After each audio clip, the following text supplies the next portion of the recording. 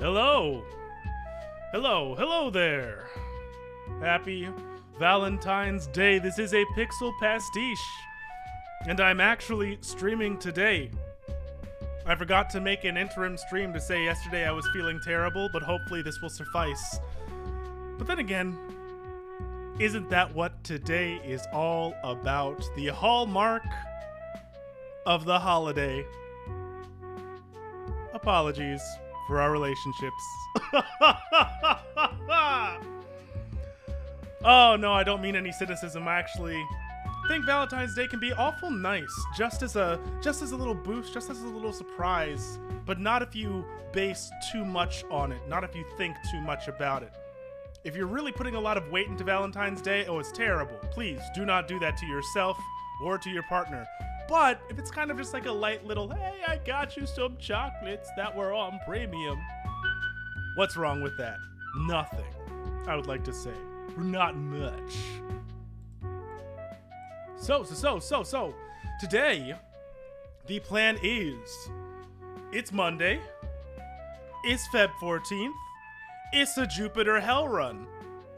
And I've actually been trying to work out, some runs to record and put on the stream again, so those should be coming back this week. But for this run today, we're going to be doing our technician, we're going to be having some fun, and we're going to be seeing how far we can take it. Let's face cam only there. Hello! As you can see, I am in my wonderful, guess how much I bought this thing for? It was a bargain bin buy, one of those that came in like those. If you've ever seen it, it's a plastic bag, little snap on the front, absolutely delicious, deciduous, 25 bucks.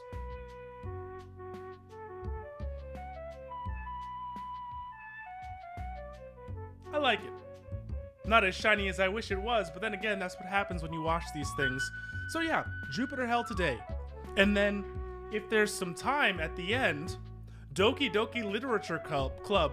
Now, I've seen people play it, but I don't know everything about it, and I don't know how I would react to it. Plus, it's Doki Doki Literature Club Plus, so there's supposedly something extra in there. We shall see if that even happens, and if it does, maybe it'll be some fun. But let's get into it.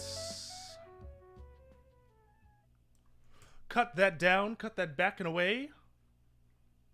Get this thing all looking there. Let's actually do, bam, that one.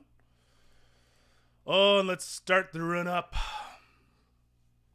The last time we played on stream, we actually won, and that was mostly due to the assistance that I was getting from the wonderful Sylph, master of it. So let's see if we can, ayo, nice to see you, Guar. Let's see if we can make some demon lives hell and go forward. Oh, we're gonna go on easy. We're gonna play that technician. Happy second best day of the year. Or maybe fourth if you're gonna be really generous. Let's talk about Christmas again. Gosh! Happy loveliest day of the year. I will gladly throw some chocolates out for that one. Horston. Our technician is gonna be Horston Ludo. Gotta find a way out of here. It was actually Valentine's Day up on Jupiter when he found himself shot down. He wasn't going back for anybody, but he was hoping that maybe this year he would be able to find somebody. Delicious for him.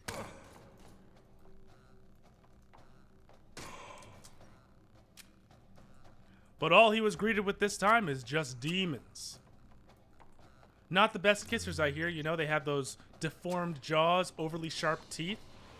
But if you're into stuff like that, then go wild. Not too wild, though. You want to survive the night, at the very least. Oh. Let's get our hands in the right place, please. Check the box, though.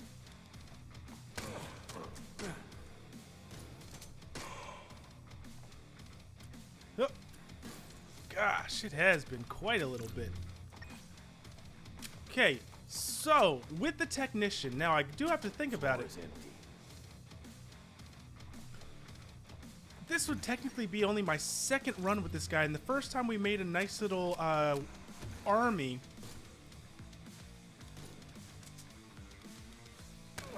That was nice and entertaining, but I'm not sure if we want to go that way again. We played the Wizard, where we skilled a bunch, we hacked a bunch, and we racked up them kills. Trait, splash, and fire resistance, and fire effects. You love heat, you know? Heat of the heart, heat of the life, heat of the love. This is the one we're going with, just based off of that definition alone. Thank you. WizKid and Covermaster. Let's get Covermaster first. Oh. Shred them to pieces. I am in the market for having somebody to snuggle up against. Oh, somebody, I'm sorry. That doesn't sound like it would provide accurate bullet protection. Give me cold steel. Oh, this will be a mess. Nothing more, nothing less. I will take one of these. Oh, and let's go back to our pistol for the sake of it. We hearing anybody anywhere? 3. Hello! Gosh. And you see he's all heated up. Knew I was looking for love in all the right places. Fire fiends. Desperate for it, that's why they rush. Hello! Nice to see you. Even better to kill you. Now, if there was going to be a New Age Cupid, why in the world would he not use a Glock or some type of high-powered rifle? Because effectively, if we're talking about making a comparison between the modern and the ancient, Cupid with a bow and arrow back then really was kind of lethal. Like, I understand love and all that, accurate shots, but regardless, he's ripping into people's flesh, aiming for the heart and hitting it. Like, that's pretty brutal if you think about it. And yet most people were just fine with that. They wanted to be struck by the arrow. If you're asking me, I'd say that's just a newer form of masochism. Or at least a different face for it. To say the least. Then again, no kinks are shamed. That's not how we roll this way. 96 me. Somebody else there? They were. Thank you for... Oh! Anybody else? I've got love for you. Just come this way. Hey, I said come this way. Thank you. Cool, cool, cool, cool, cool.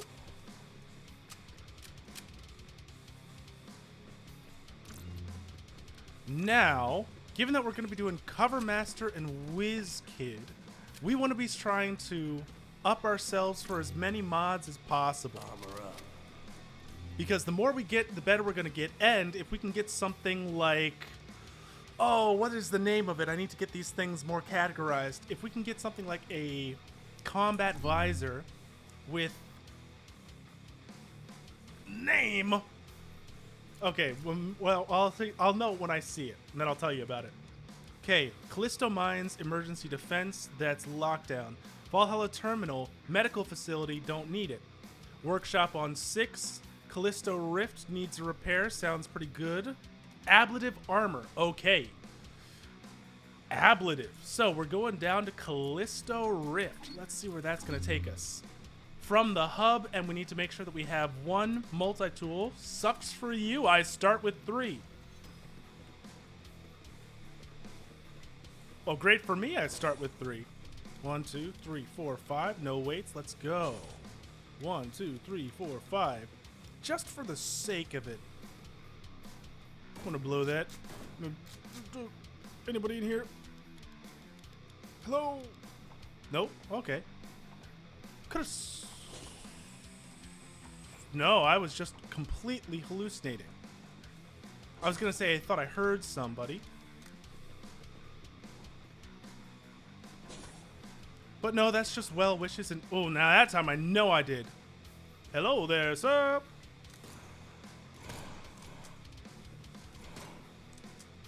Don't be harsh on yourself. You didn't know it was coming. 1, 2, 3. Come on. Need to reload. 2 for 1 on that. Jupiter Hell is such a sick game. Honestly, I want to see if I can find more roguelikes. Ones that are actually like this type of move and everything else moves with you. Turn and weep and the world weeps with you, as it can be. But just the aesthetics, the sound design, the fact that it's all technically 3D. Oh, wrong weapon. This one's done. Done and done. I see we do have a bit of a slideshow going on, but it should even out. This one isn't too bad on it. And our connection is as good as it's ever gonna be. Oh, you meant Inscription. Oh, you were watching some Inscription. Never mind. I was just misreading. I was just misreading your intentions, Guar. I didn't mean to be so toyed with. This game cannot get bent. Bend yourself over there. They call that a welcome Saturday night. Inscription is pretty cool though. Plus, now do you know how much of a meta that game has associated with it? Like literally, the guy has been making games for years. And he has references to his old games in his new game that help you figure out things in the new game by going back and going into the code of the old games. Like, what the absolute hell is that? How far ahead do you have to plan for something? And then actually stick with it, stick to it.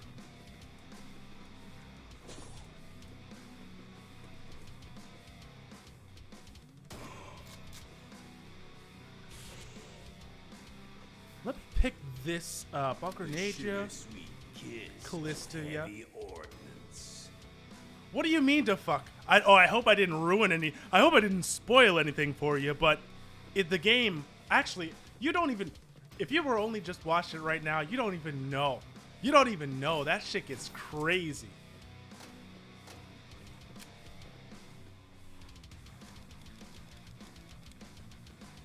And I wish I could say it was something like out of the ordinary, but they made a Discord about it. It's probably got all these awards coming for it. Mad intense. Because that's really how you get a player base.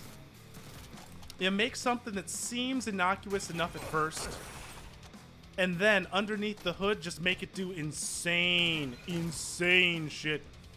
Once one person discovers it, they get to post on Reddit.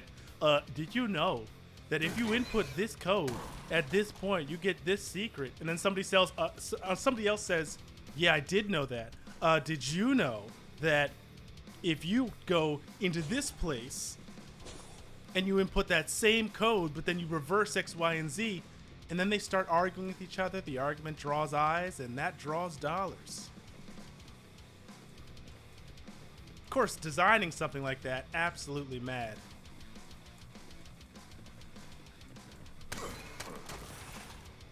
Had you seen much of the game so far? In what you were able to watch? Size SOP. Terminals have 1+ charge, reveal network.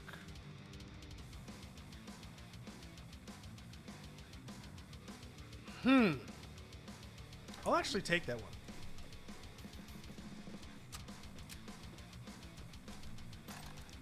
One, two, three, four, five. Stop! You don't need to be like that. 1, 2, 3, 4, 5.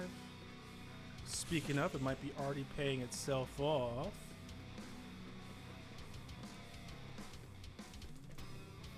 Few hours, yep. I suggest if they are in for the game, keep your eye on it because it's a very fun watch. Which I do have to say, like, card game wise, I'm not a big card game player. Even when Pokemon was something huge with people that I knew, people that I liked, couldn't really get into it. That one only gets around being a card game because it is almost like intentionally breaking itself in a lot of ways.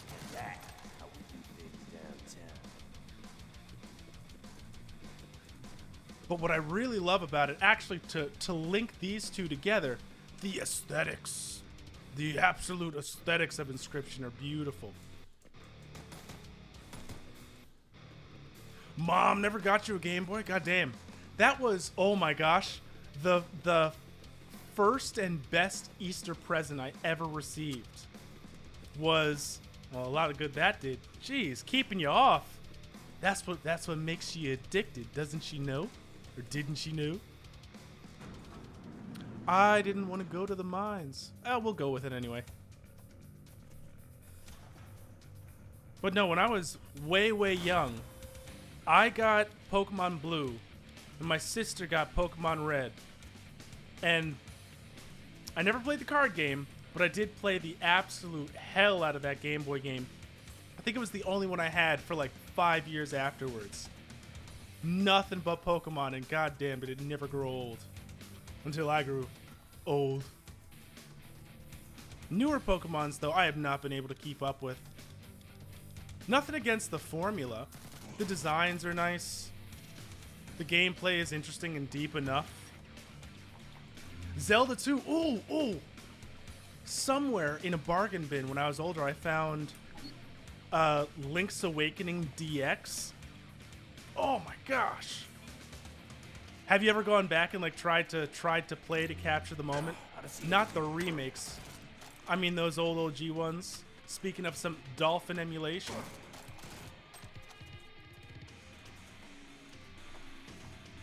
Cause not gonna lie, those games like hold up with a stunning amount of fun packed into them. Especially Link's Awakening DX. Oh my gosh. That was the first time I realized that music in a game could like matter. Oh. Only other JRPGs. I see. Only those with the highest of culture would be playing them JRPGs. Excuse me.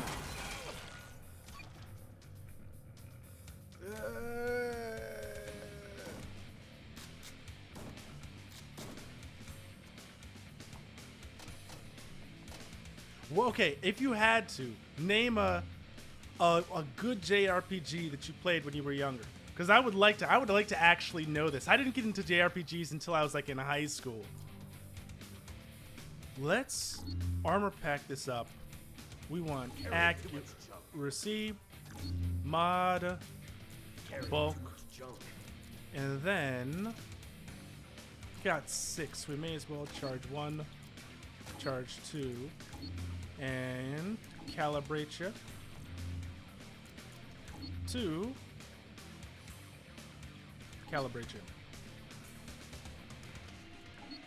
This one. Oh, no. Oh. I'm sorry. I assumed too much innocence was packed into you there. My bad.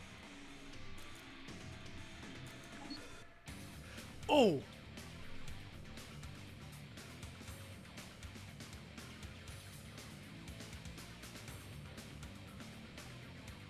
Okay, now weirdly enough, I didn't get into those until I was like...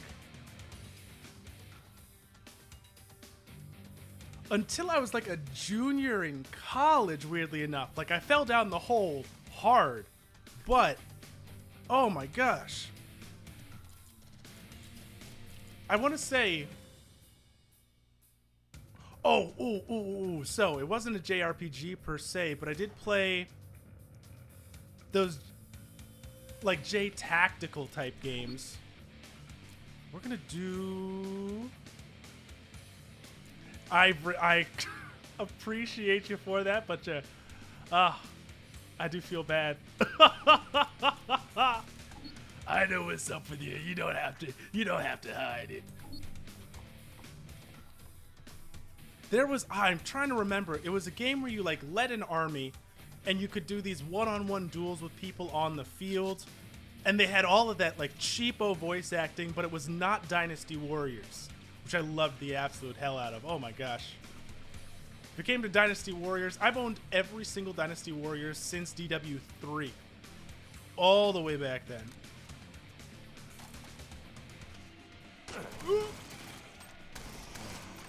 Stay out of my face, please.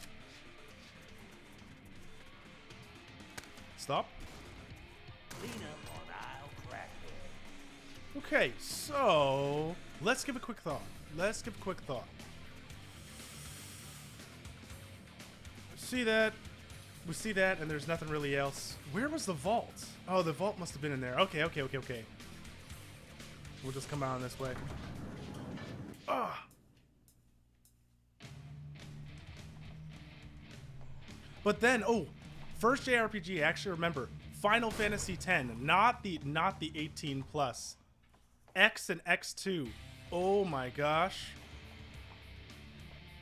And that was kind of the funny thing about it. My cousins, who lived in a different state, they grew up with like games. They had this big ass downstairs where they had this big ass TV and they had like 3 different consoles. Oh, thank you. They had the Nintendo 64. We played like fucking Donkey Kong on that and Super Mario and the OG Zelda 64. Like, oh my gosh, going up there and visiting them was the only time I got a chance to ever see the gloriousness of video games outside of our little Game Boy. And then after the Game Boy, believe it or not, okay, we're gonna have to think for a second. Let's do this. Getcha. Oh, one of those. Stop. Tia, back this.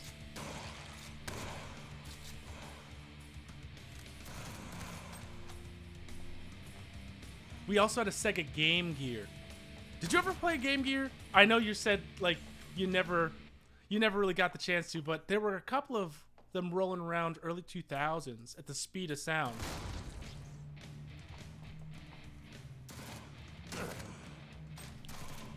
And the only 2 games that ever mattered were The Lion King and Sonic. Every other game, to use your words, could get bent. Actually, shit, now that I think about it, I had 2, so I had like, oh my gosh, GameCube, Xbox, and 360. Our first big console was chunky Xbox. First big console ever. My sister got a GameCube later in life, but we played that and the 360 to absolute death. I still remember just how much fun one of the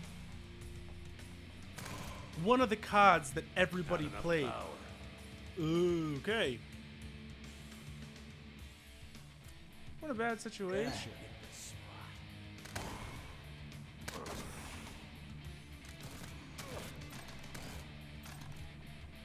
The one that came out where you played... Oh my gosh, well... Halo. So, okay, did you own Halo, or did you have to go to the video store to rent Halo? Because that was the one big trade-off that we did. Yes, no. Everybody's life was changed the moment they started playing Halo. I don't mean to give it so much credit, but it's damn true. Absolutely. And that was the big trade-off with my family. They said that we could own the system, but we rented the majority of our games because, 1, it saved money to not buy it, and 2, it's like you can only have it for so long, and then the game goes back. At some point, you must cede whatever you own in exchange for owning the system. It was the trade of the whole.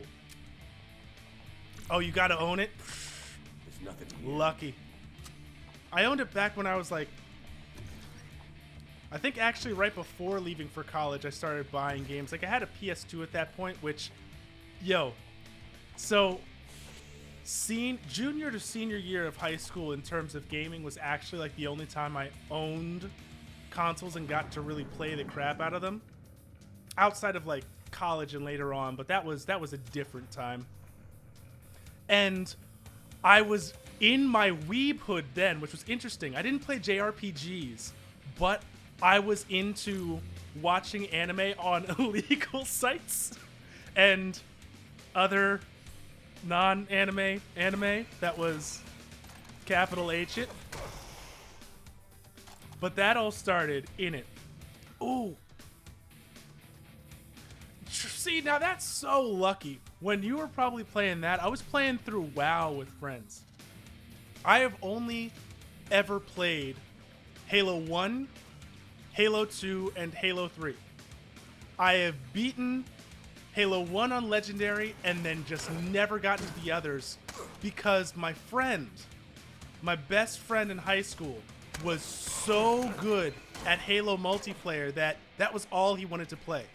We played through the campaign like once together, and then the rest was just multiplayer madness. Fucking sucked. Cause he was mad good at it, like coordinated, knew where everything was. He owned the system. Meanwhile, I show up over there, I'm just like, yo, are we gonna play Halo or COD or a fighting game that I also don't know how to play? And he'd be like, any of them, you're gonna lose. And I did. Fucking sucked. But we had our fun times. Like last year or two, I got you.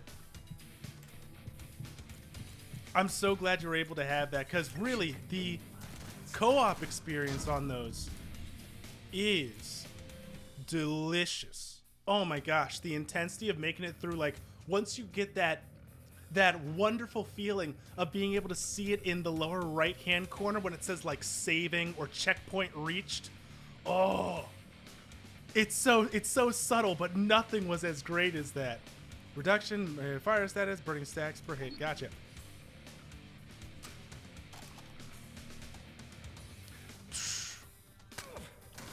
Remind me when I have a computer that can play them, or when I own a console.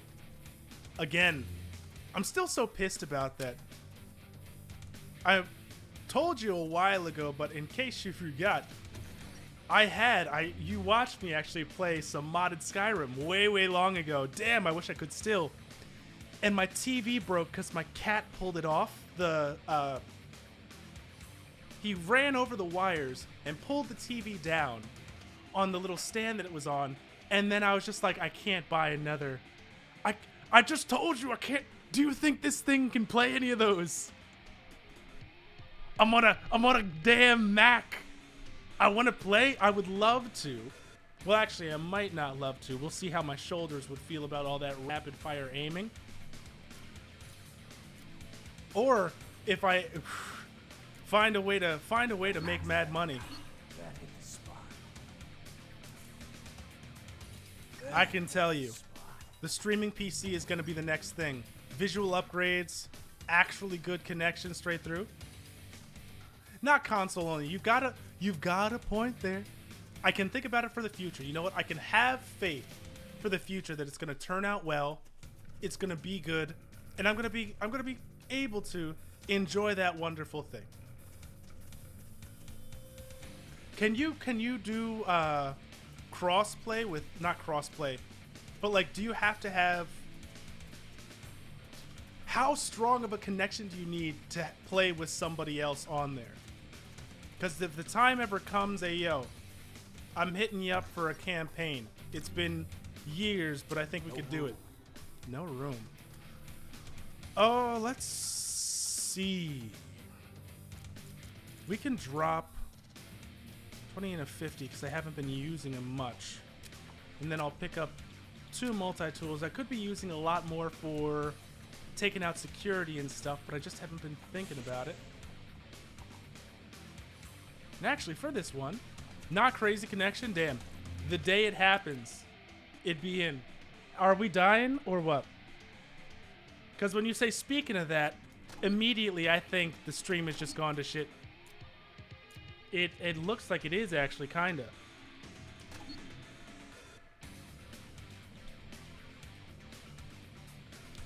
yo, so I've been trying to rethink everything that we've been doing for the schedule. Jupiter Hell, Mondays, it's staying. I know, but it's staying. I love the game. I can't get without it. Tuesdays. I don't know what the fuck I'm going to do for Tuesdays.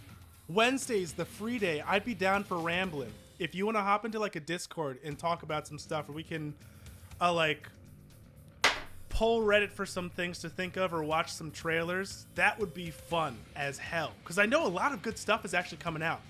And I'd be so down for it. So if you're down, I'm down.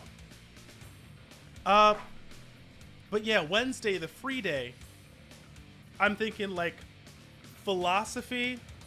Would you kindly alt-tab back? Would you kindly shut the fuck up? Kill. I know you're an employed adult. When you have time. Because that's what... So this was my plan. It's like philosophy, beginning of Wednesday. Then we go into making something for the stream, pixel art wise. Like maybe it's a new animation for stream starting or ending. Maybe it's a background. We make something. And then later on into the night when it's actually like open, there will be more time. But let me know when's an actual good day for you. Like maybe on the weekends? Because Friday, Saturday, and Sunday, I've got flexibility, man. So that would be something if you want to. And then we charge one more. Two, actually could be two. But yeah, no, you let me know about that one because I am a physically impaired adult, and my employment will be going away in like 3 months or so, because that's when because my doctors aren't telling me anything. That's when the long-term disability will give out, and they'll be like, "Yep, we will not hold you on that." You don't like. It's please do what is best for your life. Don't be throwing in hours like that shit. Just let me know, because I can't bend too much, but I'm flexible. You got me? There should be something here to get me off this rock. And for the rest, we'll be thinking it up. Thursday is definitely horror still, even though I got to think of a new horror thing to go to. And then Friday's fantasy, but yeah. Saturday, Sunday, we can fill stuff up. Can't use them fast enough? Listen to this guy. Racked him up so high. He was like, well.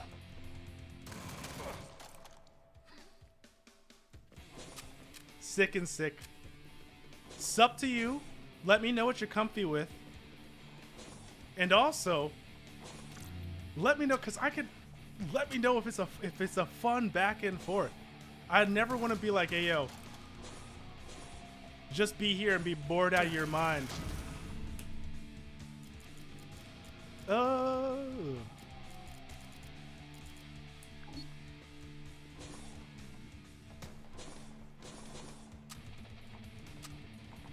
Because yeah, I want to make sure that there's actually like something to go over, and then we can just shoot the shit for the rest. It'd be good. Hello.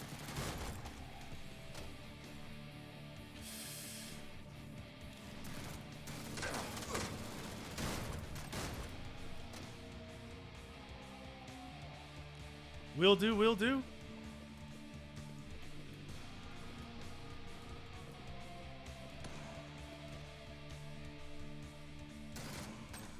And then we'll find our way through.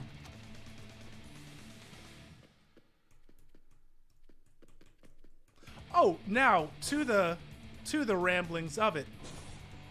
I was thinking about Valentine's Day. All the experiences I've had with it, and I have to say, I've only had like maybe one good Valentine's Day in my life.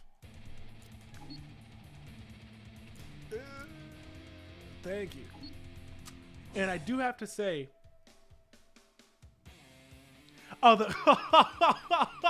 you got in trouble for that? Are they subbed to your channel? Or did they look you up and they were like, hey, We know you're online.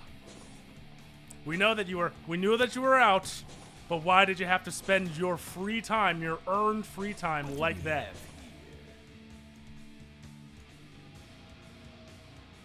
Give me both. That seems like a little bit unfair. It's your time. Even if you're... Well, but that's the other thing that I would like to say. You're just being industrious with your time, providing for the needs of others when you don't even have to, for the possibility of needs. That's being a good Samaritan. Oh damn, it wasn't your time. Okay, I'm trying to give you credit. Then yeah, you were being a bad worker, and you should feel bad. Not too bad.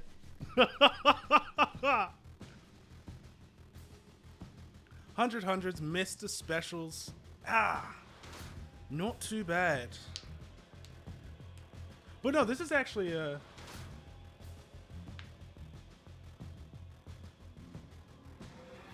okay. So it's like as long as there's a way that you can snap back to reality. Oh, there goes gravity. Oh.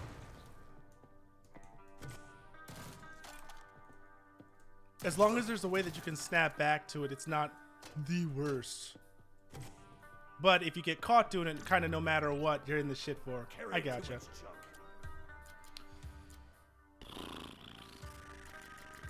I wouldn't mind actually dropping these, picking that, going a little bit farther. Ugh. Anything big coming up for you, by the way? Speaking of which, ooh, let me know.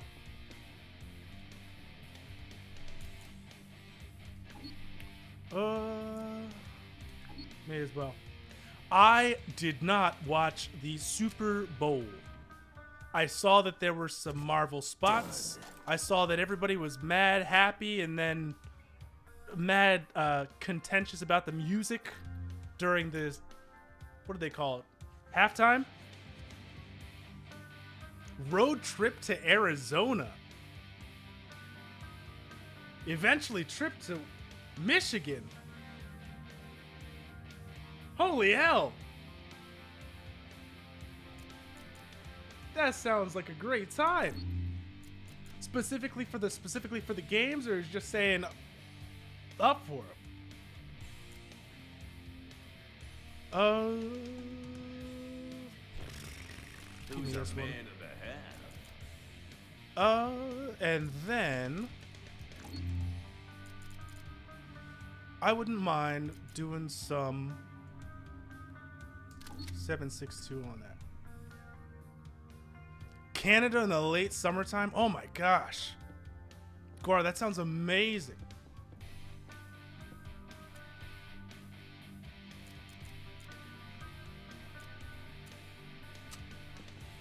So now are you...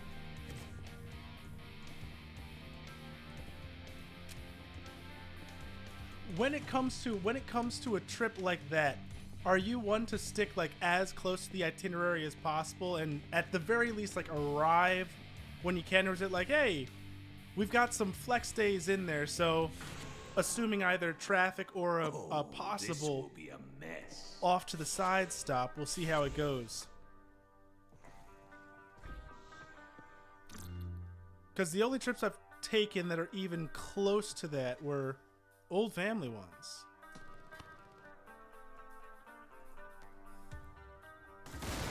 Get up.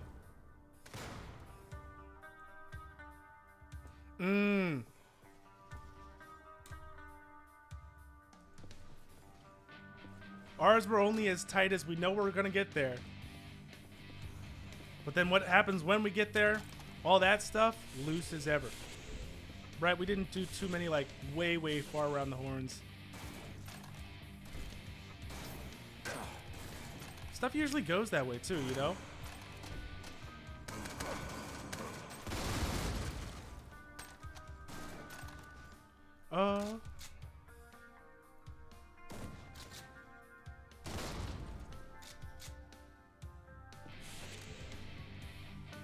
Once you've had the experience of a consistently like tightly planned tour or trip. When it's up to you, you're like, yeah, we can kind of make it. We don't need to worry oh so much. Give me this. Give me that. Give me that. Give me that. Last two. Give me that.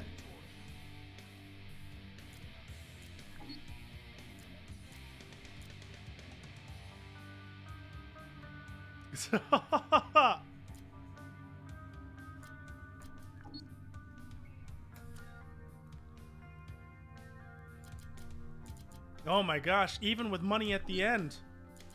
Yeah, stuff not going like strictly according to plan, it does have a certain allure to it.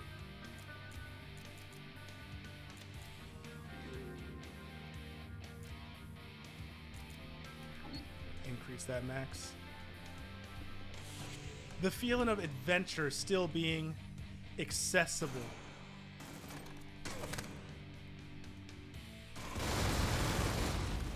Hello. What a shot.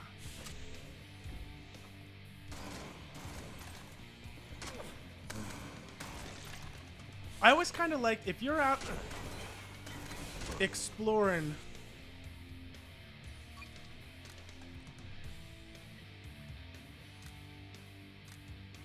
the sense of like discovering something or like seeing something along the road and being like, you know what? We've got the time. Let's just head out there. How was your trip to Hawaii? Heard it's beautiful. Never been myself. But I've always kind of wondered about the vibes you get there.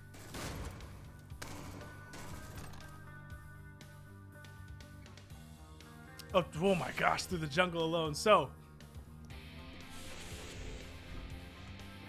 does sound mad fun. Do you ever think of the in a wood stories where someone says, well, we were out kayaking and then we saw this thing with this jaw that was just impossibly large.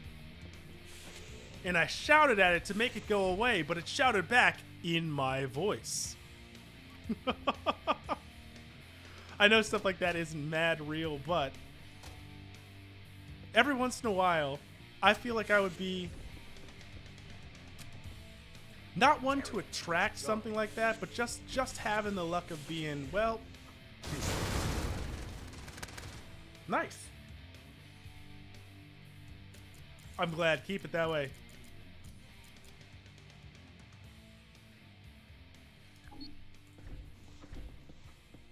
No room in inventory. I don't see anything. Camping trip, is there a better combination? I think not. That hit the spot.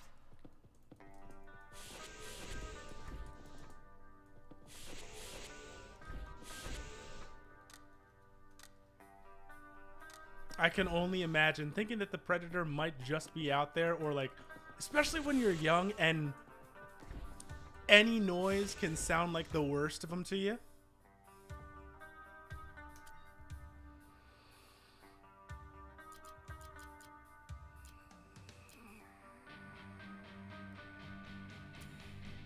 We're not gonna. Let's go to the ruins. But I've always been, so once again, less for when it comes to the woods.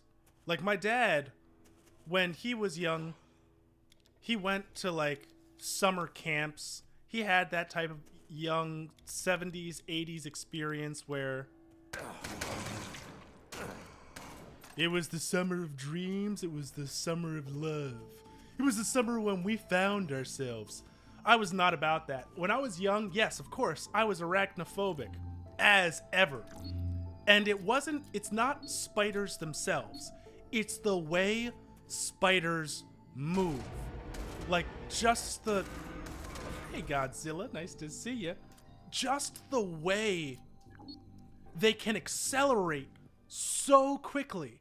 And they move themselves with, like, 8 different legs in such coordination, it looks freakishly unnatural to me.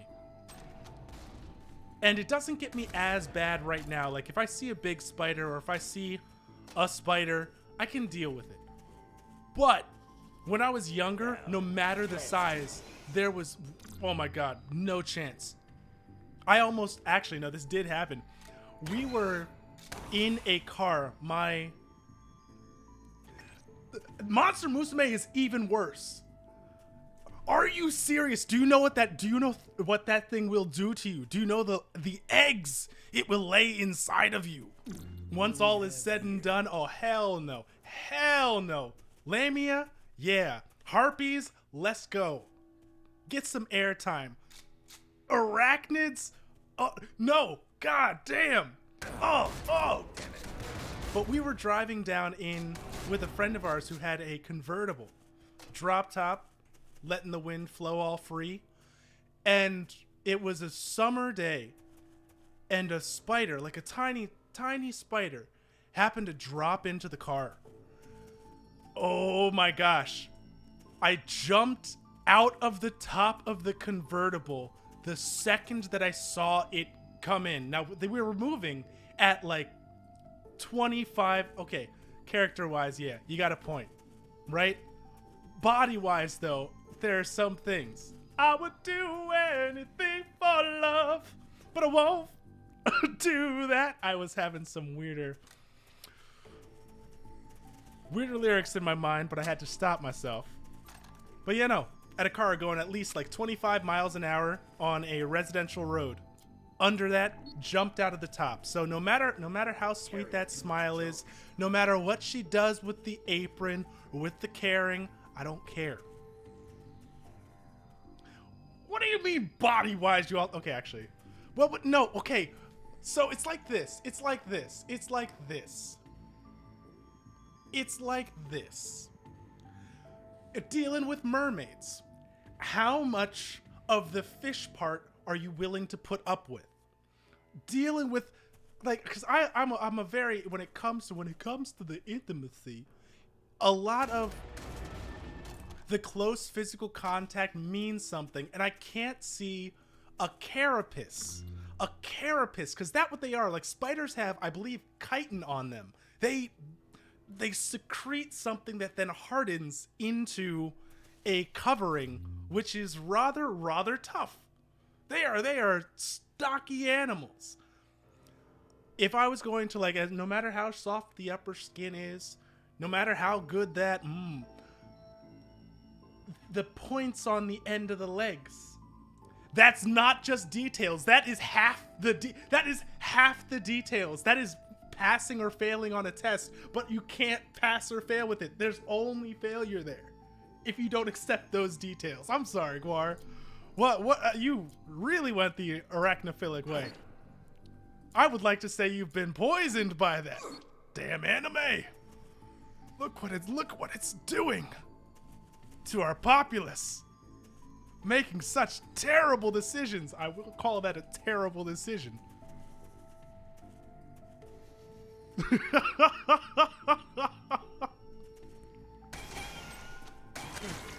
for the blood god.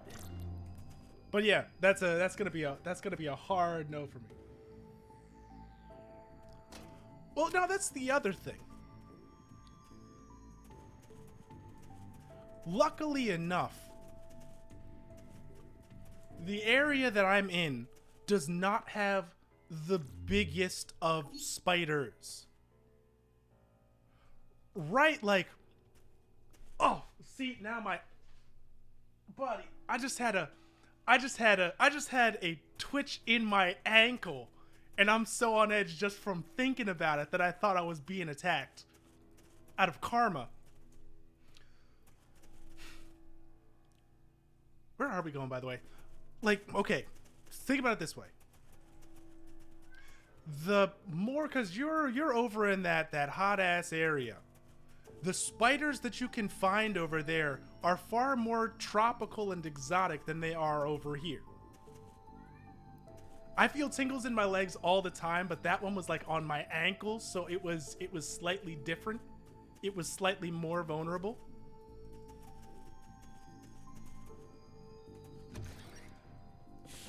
Okay, then when you say pinpricks, I feel like I'm being insulted. Spiders have hairs on them. It's like a scratchy, hairy feeling. In the worst of ways. Although, now I do have to ask this one. Have you ever been crawled on by multiple spiders? Oh my god. I was like once, unfortunately enough. Give me this. Give me that. Get out of here. We've got something that'll just casually kill you. You know? It's one of the most deadly and culturally relevant spiders out there because a lot of things, even a Marvel superhero is named after it. But yeah, it's not too much. I don't care. That's terrifying. That's terrifying. The worst we've got out here are brown recluse, which, ugh, like, I don't see anything. just the thought of that alone, the fact that they could be just chilling out. Widows aren't deadly, aren't they though? Don't widows have a venom that is problematically paralytic, or am I thinking of something else? Because now brown recluse are worse than widows. They will, like, when you get bitten by those things, your body goes necrotic, if I remember correctly. But how big is it? How big? I'm not even gonna, you know what? I'm not even gonna bring it up on my phone, because the more you put it out into the universe, the more that you are just tempting all life to say, hey,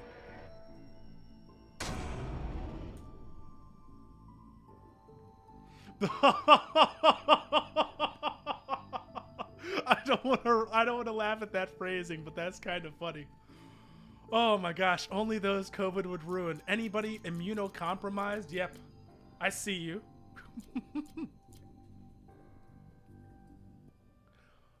So, piping though.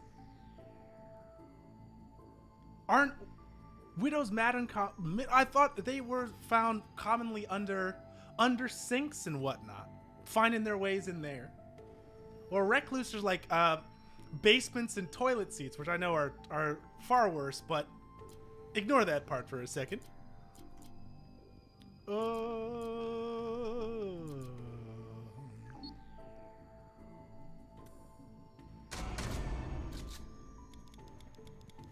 Bam. Really? Then I have been blinded by my own prejudice against those absolutely terrifying little creatures. Because I thought that was where the majority of them were, like, plumbing situations in that type of cold yet warm space. Wood piles and stuff, goddamn. Well, now I'm glad I'm not paying attention to them.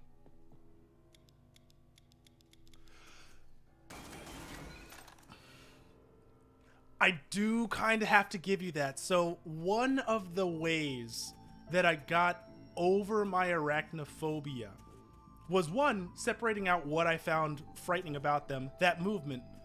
Any time a spider moves quickly, I don't care. It's one of the most terrifying things on the face of the earth. But also, like, understanding their design and the idea that having that many eyes is cool.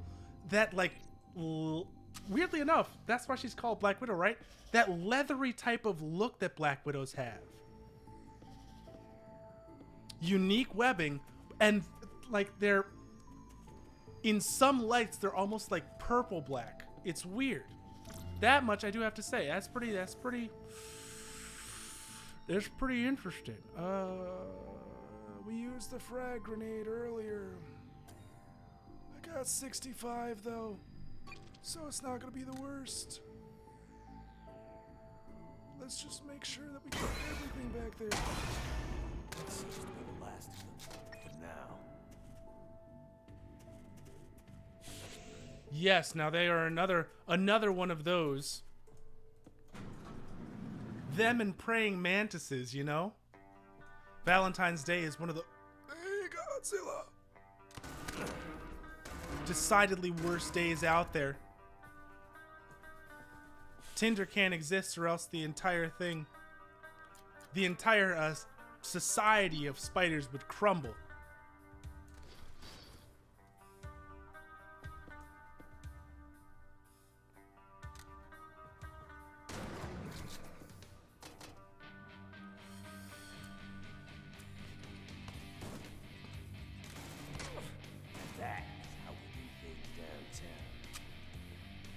And are they the ones to also lay the eggs inside the males after that?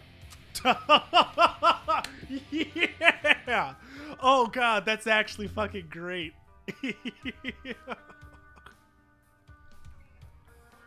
Tinder meets Grubhub.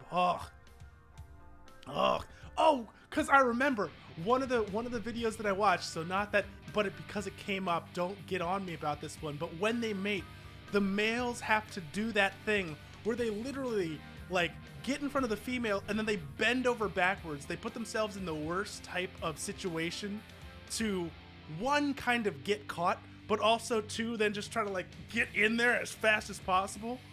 Holy hell.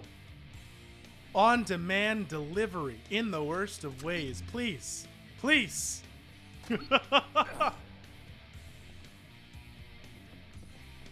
Imagine the ratings, though. Nobody could ever get above, what? A gift? 3 stars?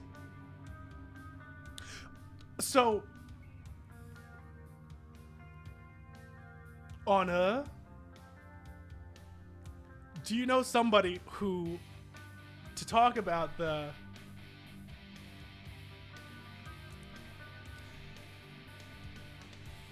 I think I've seen reference to her, but somebody who I didn't know I could get behind. Have you seen that snake one? The snake one with like the hypno eyes? When I saw, what was it? The Jungle Book?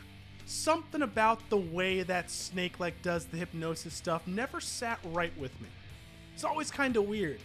I saw her do that shit and I was like, oh my god. Everything makes sense now. Excuse me. I'm very bad with the names on this one. I can tell you everybody from HoloLive, not practically a single one outside of Iron Mouse. And Nyanners, but like they're the OGs. So I'm very bad on the names. Carrying too much junk. But she's like the Onesan one with the original Jungle Book. If you've ever like, okay, so we talked about this before. The animators at those studios who had something up. The ones who made the love interest from Goofy movie, something was up. And then the people who worked on the OG Jungle Book with Mowgli and the animation that they did when he just like, because it's, the whole thing is a little uncomfortable. I get it's what snakes do. They constrict stuff. But did you like that one? I thought it was okay. Like, the one thing that really got me about it was we can actually drop these. The songs, the music. I don't know if it's just nostalgia. I don't know if it's something about the way the instruments sound, but some of the newer music like doesn't sound quite classic. You know? I recognize the voices a little bit too well. Scarlet, oh my gosh. Heather I don't want to expose myself, but I already have a bunch. Don't take that. Check the box. That gif where it's Scarlett Johansson and the Hulk. They're taking the They're taking the scene from Civil War where they're all sitting around the table. And they go, what you guys are doing causes destruction. It's too dangerous. Budapest. And then they flip. They flip to the Scarlett Johansson as Black Widow and the Hulk, and they look at each other, and then he gives her that face. Whoo! Oh my God! I'm sorry. I understand it's supposed to do stuff for people. I don't know how you can't just laugh at that. It's so funny. Oh my God! It's so funny. Whoo! The GIF. Oh. By the way, if you ever like don't show up, I'll know that you were consumed by the Widow in the worst of ways. And I gotta say, it's not for you, man. But don't let me say I didn't warn you that them spiders. It's all about the meal at the end of the day. It's not about the love. It's not about the intimacy. It's all about the meal. Out of ammo. Nothing against her as a person. I'm pretty sure all the way up until you do the backwards bend, she'll be fine. Courteous, nice. Maybe even loving if you want to feel that way.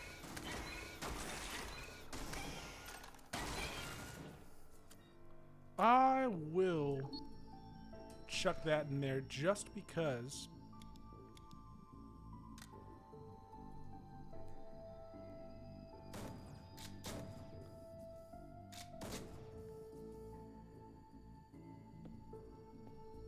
Oh wow, that was easy. See, I think you get to die before the happiness. If I've seen any of those things. Chuckleheads. Give me this. Splash damage, immunity. Why the hell did I take anything above? Okay. That was bad planning. I have to say, I think the pain outweighs the happiness you feel. And I think you most likely die before anything great happens. I don't want to say, because obviously I got no experience in that spider doobly doo. But it doobly doo looking terrible.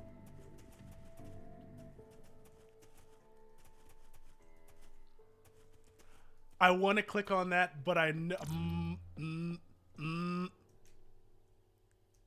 That's just combat.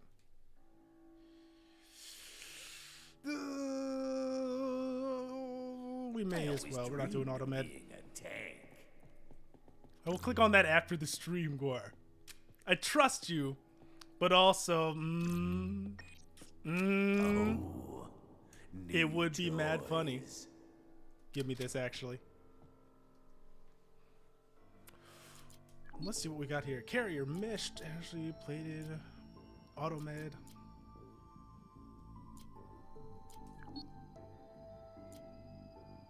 Oh, it's safe for work? Okay.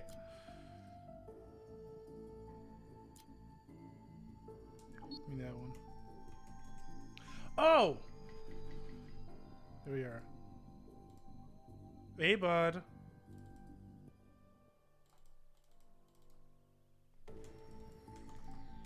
Legit cannot click on it because of the game. Like, this thing does not... It doesn't open in a window. It's actually, like, up there. Damn it! I apologize.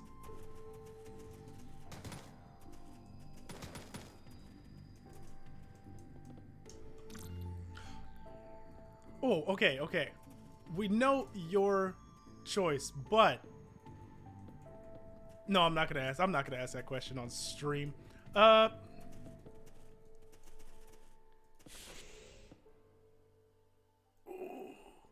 We can do this again.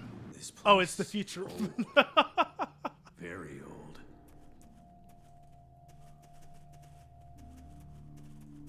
I think I have in mind which one it is, though. But that's also a thing.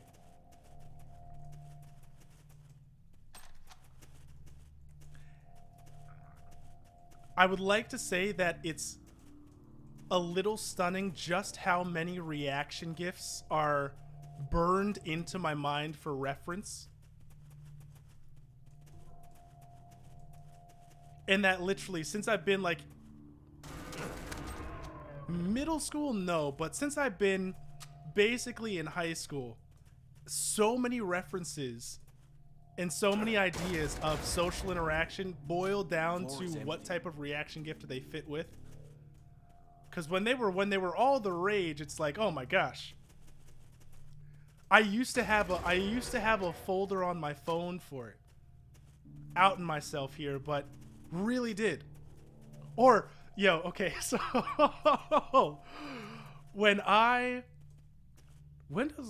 actually get an iPhone? Yeah, senior year high school. God, like a lot of crap was back in senior year high school. I haven't thought about this in forever. I had a friend of mine who I had an iPhone and she had an Android. And this was back when I was just getting into my use of 4chan, so I was a little bit of a terrible person at some points. And in some points, a lot of a terrible person. Sometimes I made up a lie to her that there were some images that her phone couldn't load, but mine could. In reality, no matter what I sent her, it would load. Like, both phones were good enough for it. So sometimes I would just make up the names of either GIFs or JPEGs or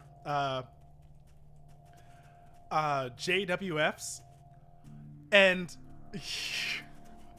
so I would send stuff to her like that, and I'd be like, did you see the image? Or like, can you be serious? .jpeg. Did you see the image? And she would always be like, no, I can't see it. You know I can't see it. And I would be like, well, sorry about it. And this were like over petty shit when we were either arguing or when I was like, it's not interesting enough. I just need to be a terrible person to get some spice in my life. So for stuff like that, I would be like, Futurama 3 big eyes.jpg. Futurama 2 -1.jpg. Did you see that one? And then if she said she didn't, I'd be like, yo, you need to search this. Just go online and look it up, because now you won't know what I'm talking about. And it was back when stuff like that mattered. Oh my gosh. Give me your.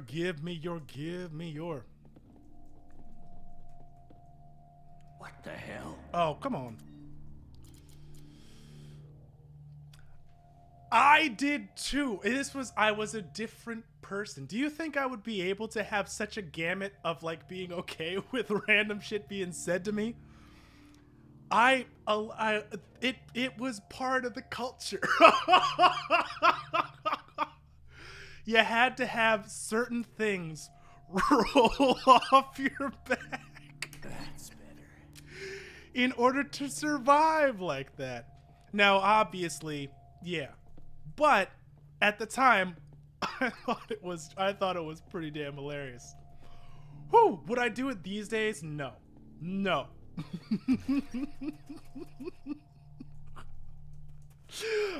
That's the joke. Oh my god. Except you've got to say it like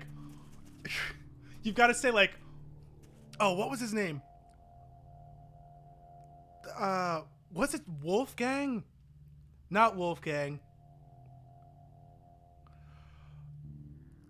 Wolf Castle. So in a case like that one, you can't be too obvious. You'd have to say like Wolf Castle Laugh Factory .gif. And that would be that's the joke. No room. Why think so hard? Because the idea is if nobody gets it, then you get to laugh to yourself. That's what I was doing a lot at that point in my life. Feeling like it was me against the world when I was really just a shitbag. I admit. Hey, bud, what are you doing? What?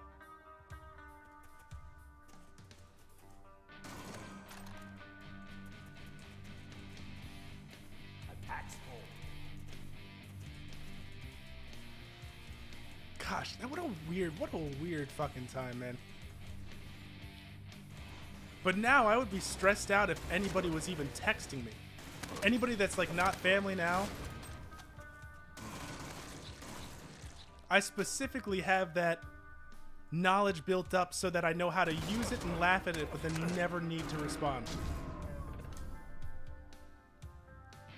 That's exaggeration, but I gotcha.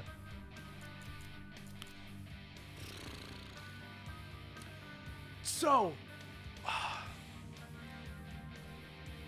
I could only get in on certain boards and at certain times. For the most part, it was just kind of lurking because it required a lot of reading. You could... Bud? Hey?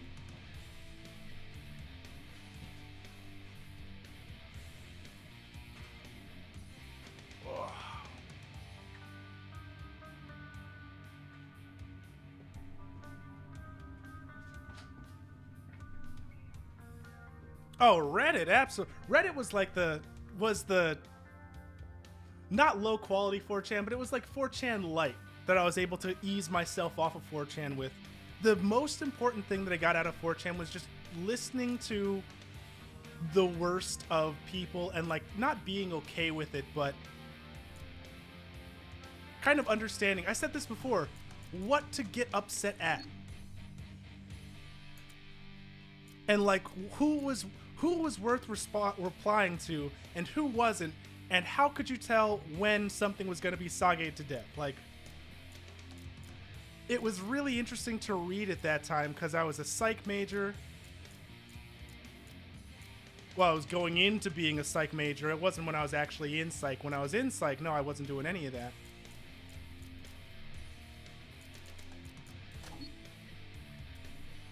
Out of ammo. Reload. And then on Reddit, the thing about Reddit that like I can get into, but it just becomes very tiring for a bit, is the vehemence with which some people will stick to their subject or to their niche, but then expect themselves to be taken directly seriously because of it, you know? Like the almost feeling of self-importance that oozes out of some replies is what killed it for me a little bit.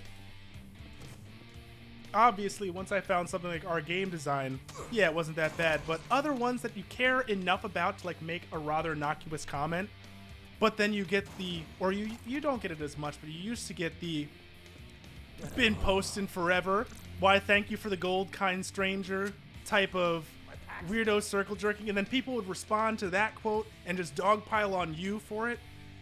It is just pissing me off a little. So I would, weirdly enough, comment a lot more on 4chan than I would on Reddit. Pack's full. Just off of that. Right? You see it, and it's a little deflating. Yeah, I can't... I've been off politics for life, which is kind of a shame because I feel like if I really actually like started giving in and paying attention to it, politics has a lot of good behind it. But oh my gosh, is it not just a cesspool of vitriol, name calling, and straw manning to the gills, trying to drown a person who's already in the muck. Hey, nice. I only have like 14K or something. The most clearly guess the most karma that I've gotten has come from Hololive, and I am okay with that in every single sense of myself.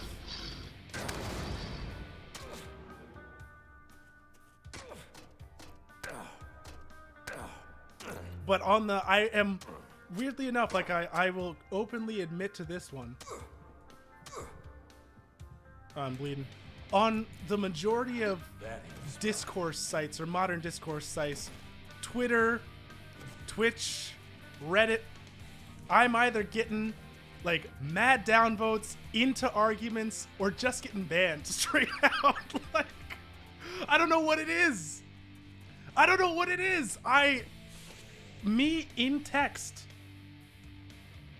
So with Rusia, there was a post, I believe, by somebody who was either like flirting with her or claiming to be her boyfriend, and aunties and people just took that and ran with it.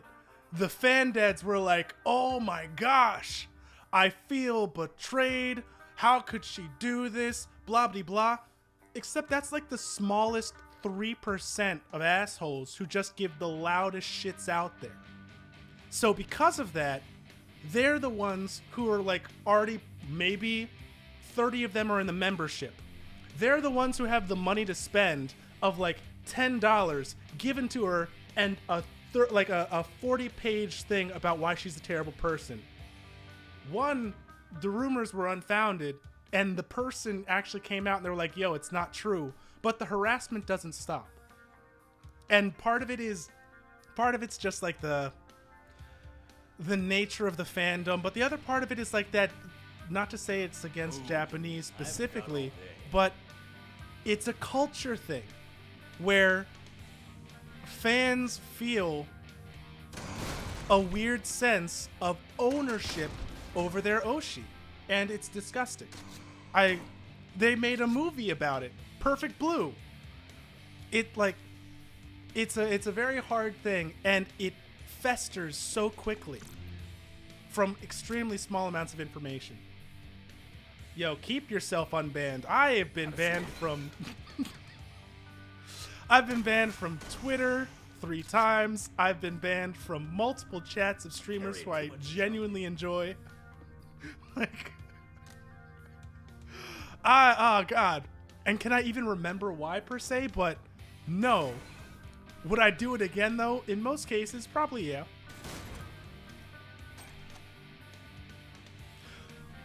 Oh, I hate it. I do hate it. Like, I have my favorites, but I will never claim somebody as an Oshi just because the thought of it is weirdly like almost disrespectful in my mind. I know it's not, but I hate that. I hate that it's even a possibility of coming up that way. It's childish, it's stupid, and it's insulting of the talent themselves. Because you got to remember, as much as they are cute anime girls, and I'll always say it, they're mad professionals. They are mad professionals.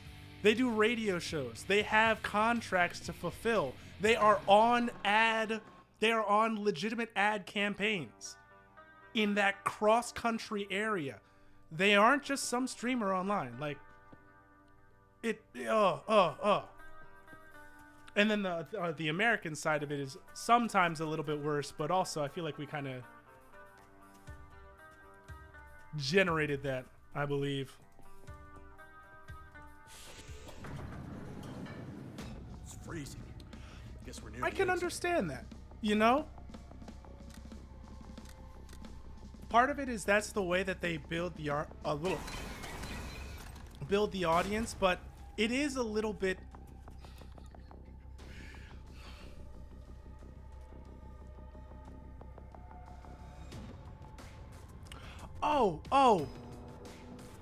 well, now this was something that I actually learned about a lot of because of 4chan, weirdly enough, to bring it back around.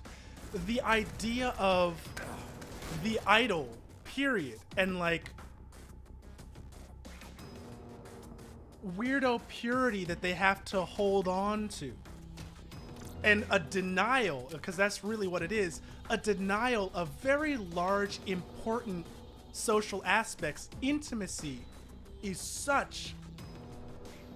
Baiting Cougars, but the money they make. Have you seen some of that shit? But like those that try not to, but when it comes out, it becomes like a sticking point.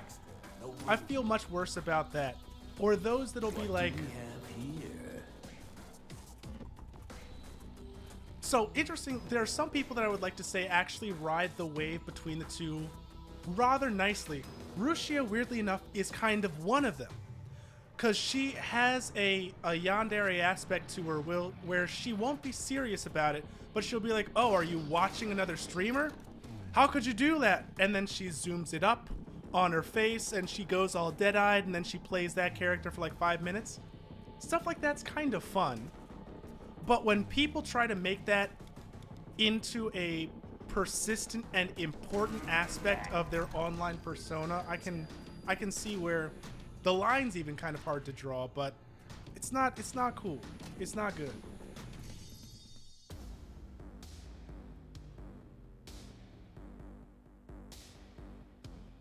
Yeah, I can see that. And I do kind of have to agree when it's weighted that heavily, that's not really Io? That's not cool. That's not good.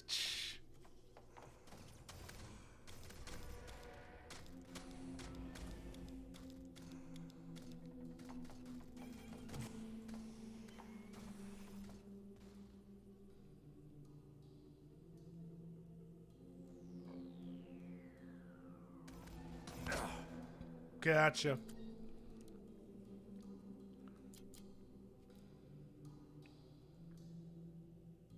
Oh, well, that's kind of what I was thinking, though. But, well, at least to this point, it's not like they're exploiting that 95%. Or, okay, well, let me split this up to make sure that I'm on the same wavelength as you, because we want to make sure we're even. In a situation like Rushia's, I would say it's a bit 95-5. She has to play into it a little bit because it's what her character is based around, but it is not all her character is, and she does not exploit it for the majority of her being. Like, that's not why people watch. In a case like that one, if there's some split of responsibility, then like 95% of it falls on the weirdos. I was thinking more like you were saying, like 95 and 5, where for that 5% of their act, they're extracting and really preying on that 95, or that 95 who have now made their way into her audience. Not hers, but like, let's say somebody like Amaranth. Isn't Amaranth Melody? Ah, damn.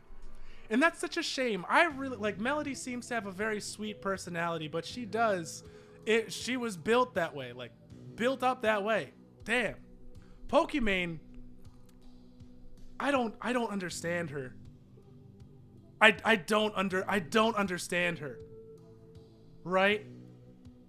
Amaranth, I understand, but it's like, to me, it's a little bit of like viewer abuse at that point. It's so unfair. It's so unfair. Those people do not have a chance.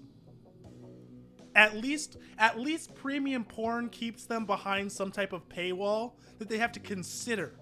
Live streaming like that, it seriously makes me feel uncomfortable. Like, I really dislike that so much. And at points like that, I feel it speaks to her character, to her person, like the person she is in real life. And I don't want to be a judge. I'm no arbiter. We know this, but come on, man. Come on. And now, regardless, what else can she do? What else can she do? She doesn't have a pivot. She doesn't have a character.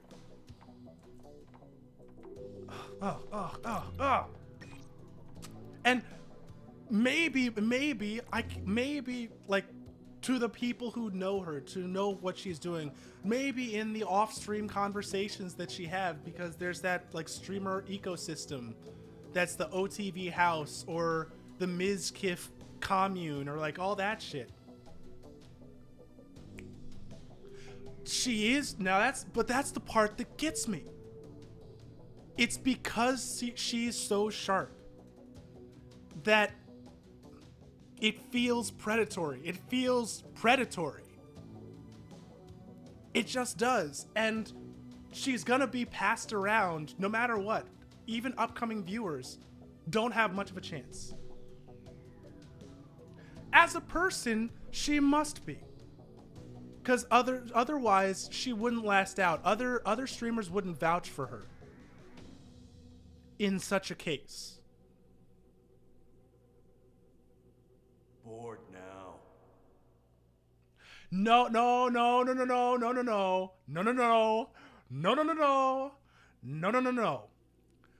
I'm not, because remember, I just said, I know I'm not a judge. I know I'm not a jury on this one. Because let's go into that. The ASMR aspect of it. A ton of HoloLive does members only ASMR streams all the goddamn time. All the goddamn time. Especially on Valentine's Day. Oh my god, that's like most of what they were doing. But even then, there's a weird way that they keep a certain distance with it. They are not showing their physical bodies. It's normally either like a live 2D animation that they're playing or a static background. They normally keep it to things that are like either ear cleaning, or they make kind of a joke about it, where two of my favorites, Noelle and Pecora, love her. She's so entertaining. And she was like, she kind of didn't know what to do. So she was just like, I'm in the kitchen cooking vegetables. And then she made like this chopping vegetable sound. There are certain ways that they don't push the abject. Of course, let's get a move on. Yo, you have not stopped 100% of the game. We've actually gotten mad far, and I'm thinking about how to go forward from this. But check this out. When they do that, there are those certain barriers that they maintain. You will not hear anybody from HoloLive do like ear-sucking ASMR for 7 hours straight. It just doesn't happen. Are you talking about Hachima?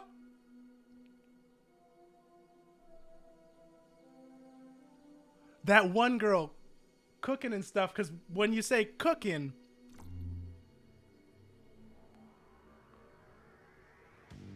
K-Song, formerly Kaicho. Yes, that's actually a wonderful one. IRL body for a certain area. Wait, now you need to throw out who that one is, or who you think it might be. Because if it was Coco, she left HoloLive kind of because of that reason. She has a very IRL presence that does not align with the way that the company goes. But if it's somebody else, please do name them out there, because I'd love to hear. Speaking of, for all of these, we don't really need another weapon outside of something like our...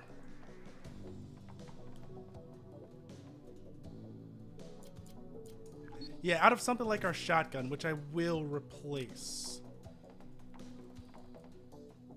Because if you got a reference, if you've got a name, I would love to know who you were talking about. So I can rush to their defense. Why? Because I know so much about them. I'm joking.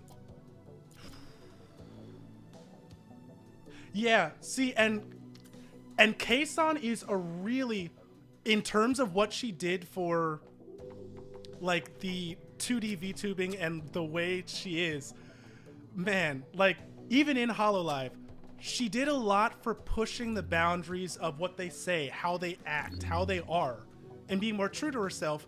But also, she did end up kind of leaving the company for some larger issues, but also issues around that. The way that she wanted to conduct herself did not align with the way everybody else could comfortably.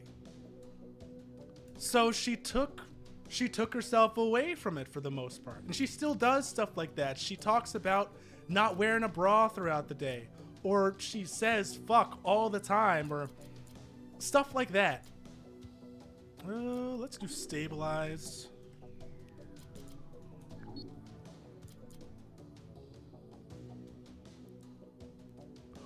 But for parts of for when she was part of Hololive, that wasn't the main aspect of her character.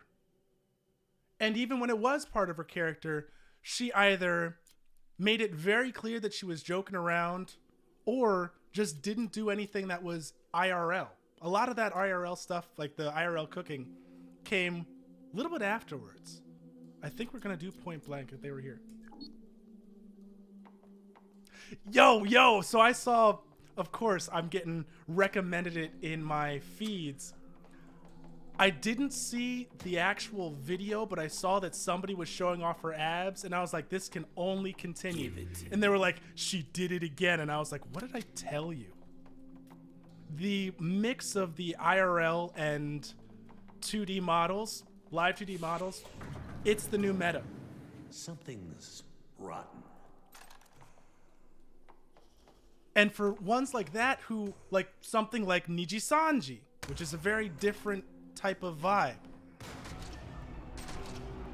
there are many different styles of that 2D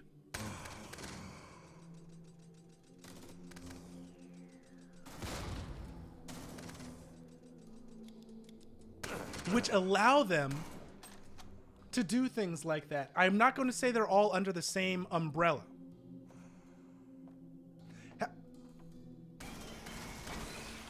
So if anybody like, there are two things that I have to admit I will never be able to unsee as not sensual / sexual. Just, I have to accept them as it.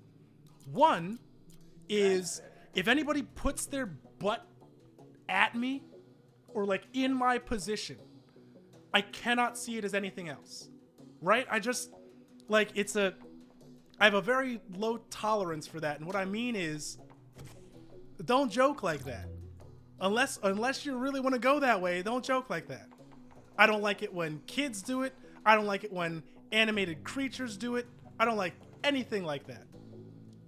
But when it comes to kind of like the stomach, that's another one where I can't remove myself from the thought of it.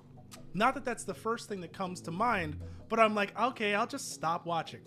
I don't want any part of this. It's all good. Do what you will. Enjoy yourself, but nah, I'm off. It's not okay, so I wanna jump into an example so fucking badly right now. There is this oh god. Give me a second.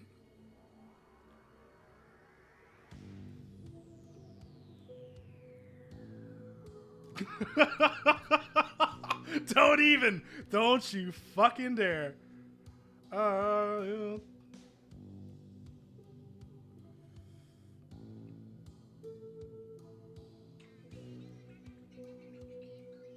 Okay. Have you ever heard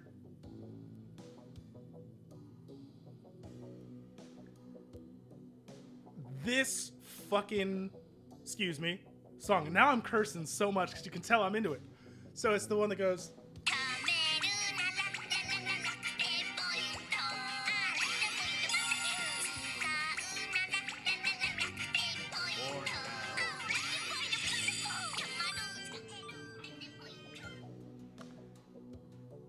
have you ever heard that song before? Red.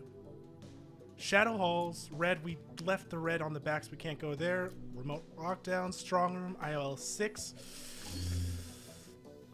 Damn it. Okay, so I hope to pick up a red key card by the time we hit IOL 3 because in the Shadow Halls is where I'm going to be able to trade in the Frozen Heart. Otherwise, I have just gone throughout this whole thing. So, that one has this little cute thing. It's either a panda or this little brown bear that does this little dance. Love the song. The song is catchy as hell. but it shakes its butt at the camera. And I saw that, and I was like, I don't care how Pixar-y, how 2D vector-y you make this. Put a human doing it, and it'll be too sexual. It just will be. It was a TikTok trend for a little bit of people doing the dance. And you know who did it? Do you know who did it? Do you know who did it? The ones with the thick, with the damn.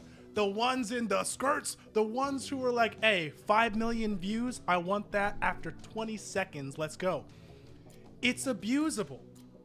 Because anytime you try to make it cute, let somebody who looks even mildly attractive do it, and neuron activation. I can't stand it. I really cannot stand it. So when it comes to something like that, please just keep it out of my stuff unless you're actively going for the stuff. But if you're actively going for the stuff, don't be coy about this. You know what you're doing. TikTok is a very strange place. The Vine 2.0 is mad strong in there. But even Vine couldn't pull out some of the things that TikTok does. I thought I had more grenades.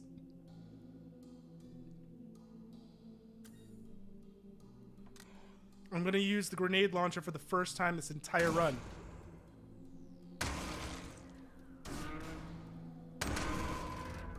I see you back there, Godzilla.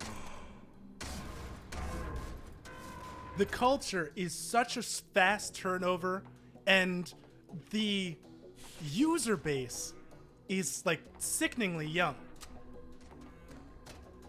Part of it is just the way that things are able to be advertised or shared around or stitched together.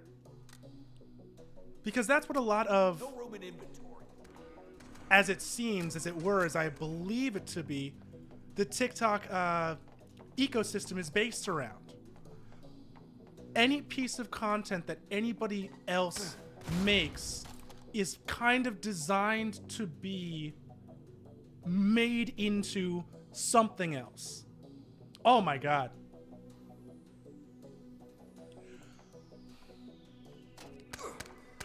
I have to, That's better. okay, so like yes and no. I would like to say we find strange stuff to be puritanical about, you know? It's like, what hill do people choose to die on? Oh, Adidas campaign where they were just like, hey yo, 60 pairs of tits. Titcam, 7 monitors, all filled with them. I saw it on Twitter. I did not see it on billboards. Because I haven't left my house and anything. I can't drive anywhere. And I only leave, it's so sad. I only really leave to like maybe see family, go to the doctors, and that's it.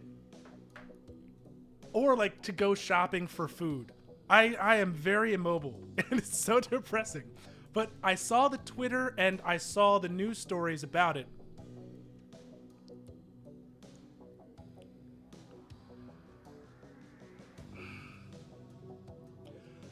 The part about it that I find rather strange or somewhat distasteful, like, yeah, I get there's a thing about not exposing kids to just open breasts and whatnot. But I would also like to say there should be a pretty damn good reason for it. If they showed them in the bras, and, you know, like, actually showed the bras off, that seems like it would make more sense, because isn't that what Adidas was marketing? A new line of sports bras that fit any and all sizes, or as many new sizes. We don't care what shape, color, XYZ you are. Wasn't that their idea? Oh, fuck. We can stim me. Take that off. Damn it. Okay, we do need to go down here. If they were like showing off the thing, because if like showing people in their underwear and whatnot I can kind of get around that. Straight up nudity, you've got to have mad good reason for it, right? And if you know that whatever you're doing... See, but there's something about, like, saying you're going to be a coomer for a bunch of different types of sports bras, as opposed to you're going to be a coomer for just straight up breasts, because at that point, it doesn't seem like the importance is about the product. It seems like the importance is just about the body. I'm not against something like if there was like a intensively artistic thing that they did with the breasts, because that can be like nudity in art goes way back. Literally almost all forms of art had some type of nudity going off in it, and there can be precedent for it. There can be reason for it. A person with a certain type of eye takes a certain type of picture that happens to elicit not directly sexual reactions from a wide range of people. Now, it's risque, and seeing that should be placed in channels that are not oh so public, but I can understand that. Putting it out there just to put it out there, it seems weirdly enough unjustified. It's like saying you're putting it out there just because they're naked breasts. Not because it says anything better, not because it means anything more, because any press is good press. And I don't believe that. At that point, once again, it seems predatory. You know that it's going to cause this type of response, and that's why you're doing it, because that makes you the most buck. Get out of here. Don't do that. With no greater reason, you know what you're doing, and that's sick. That's not sick is one thing. I don't even have a good word for it. That's predatory. Not in the classical sense, but you see what I'm saying, right?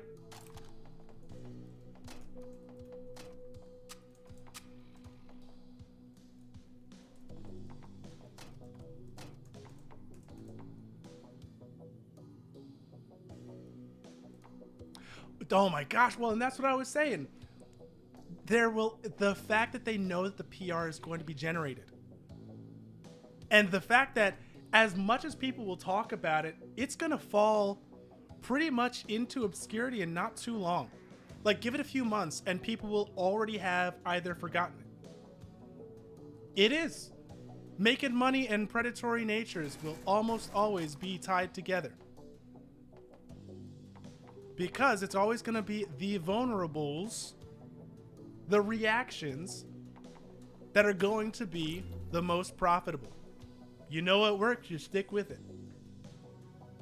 Oh my gosh, NFTs. Let's go. That gives me so little hope. What are we gonna do with this? Oh, or if there is a terminal down here that allows me to manufacture a red card, I can actually use my multi-tools for that. No, there's not. Damn it. I didn't even get to see like the majority of the Super Bowl ads. It used to be fun, you know? YouTube used to do that thing where they were like, hey, after the ads are all over, we'll just make a big playlist of all of them and you can watch them at your own convenience, because they've already served their purpose. Now, I don't even know what's going on with it.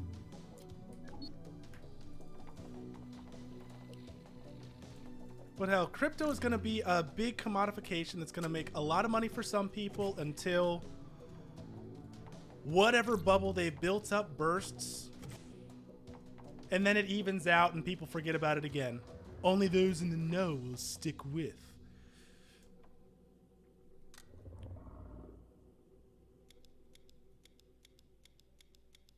I swear there's Godzilla in here. Hey! And we might be able to make some base levels. Let's go back. The NFT vid? Oh, damn it. That long one. No, I still have it in my queue. Need to reload.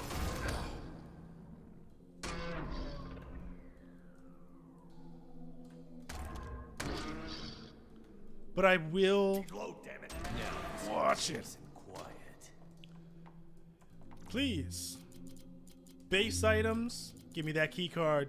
Give me that key card. I will watch it though. I promise you. Which actually goes to say I've had all of those open for what, like over a week now? I watched through all of the music ones. And then there was another. Okay, let's just use that. Give me this. And then we've got 4 charges left. That's disgusting. But as a get rich quick scam, if only it just wasn't so scummy to do. I close Safari when I stream. Guar, do you think I would be so naive as to think I could have all of that open at once and just let it go? Hell no. Hell no. We're not doing that. What, you think people just go on the internet and tell lies like that? My gosh.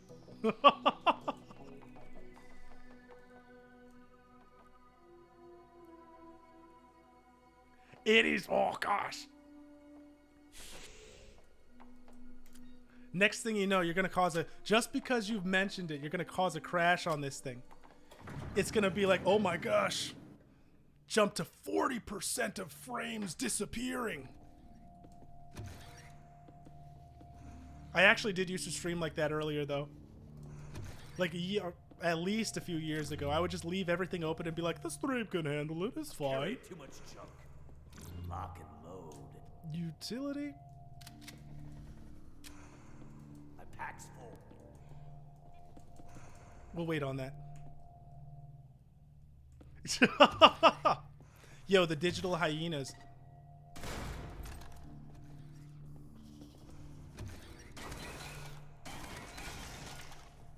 The NFT hyenas. Make sure that you buy our online Safari guide to keep yourself safe. That's better. Mini stim.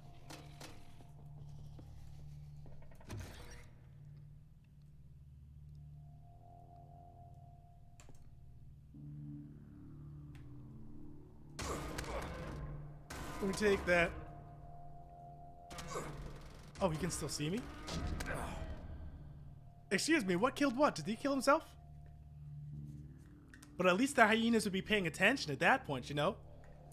Looking for an angle. We don't need extra charges.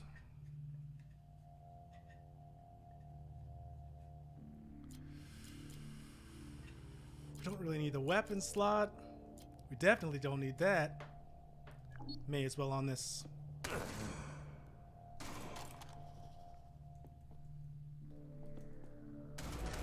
See, but I'm wondering, is there ever going to be a way that NFTs can be spun so that they have a benefit to them? Because maybe the video talks about it, but things that are truly digital that you can hold on to, like if you were using NFT, if Amazon was not using NFTs per se, but was using the idea of tokens for purchased digital movies that could be saved separate from their cloud storage and then redeemed, so you're like, hey, no, I can prove to you I actually bought this thing from your service. Don't charge me again.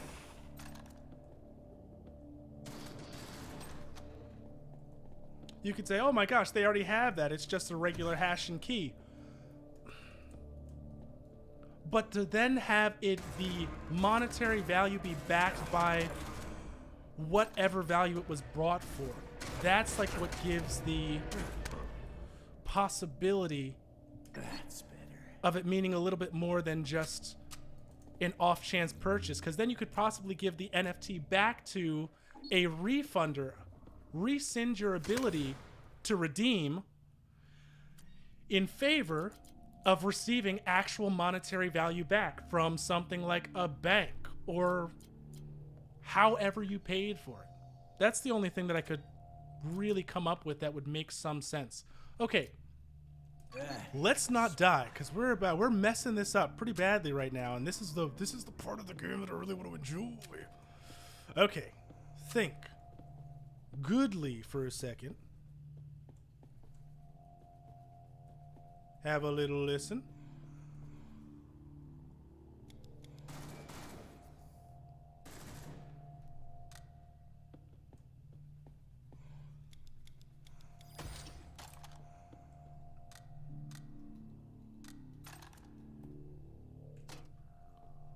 But who knows? It might be that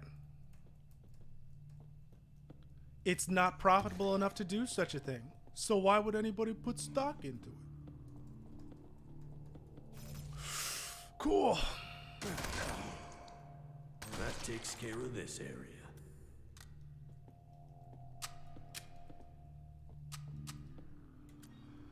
Okay, we've got one extra slot. We've got the Frozen Heart for the Faustian Bargain. We've got plenty of ammo, technically. I would love to pick up just this little chance at a bitter life.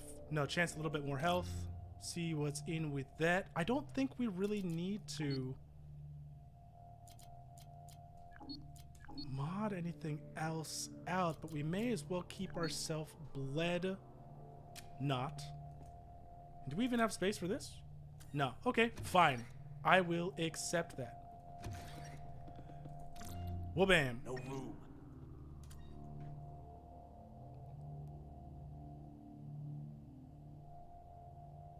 Excuse me.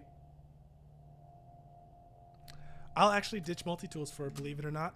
Or, well, let's not ditch them, watch. Use one. Use another. Get myself up to full, pick those up, and we'll be good. Who needs light anyway? Oh, sup, Georgie. Good to see ya.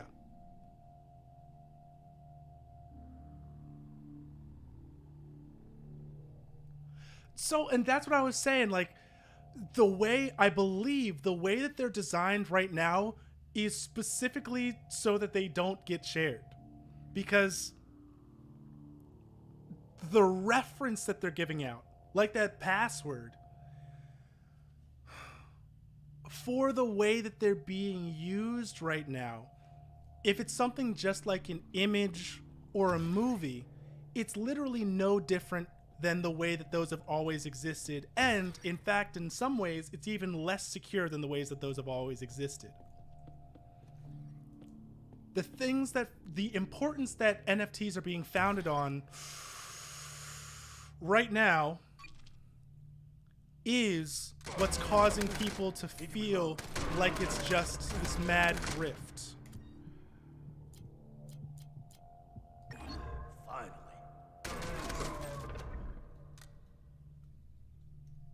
But if it was more of an exchange token, which is what the blockchain is and always has been, a ledger which tracks all exchanges and is publicly viewable and auditable by anybody who needs, then that's exactly what would be going on.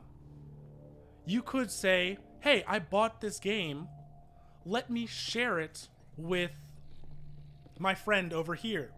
Oh wait, Steam already does that. Yeah, but in this way, the public ledger that's being maintained by Steam has to hold on to all of that information. And anybody can access it, but not modify it. It's technically not necessarily more secure, but more reliable.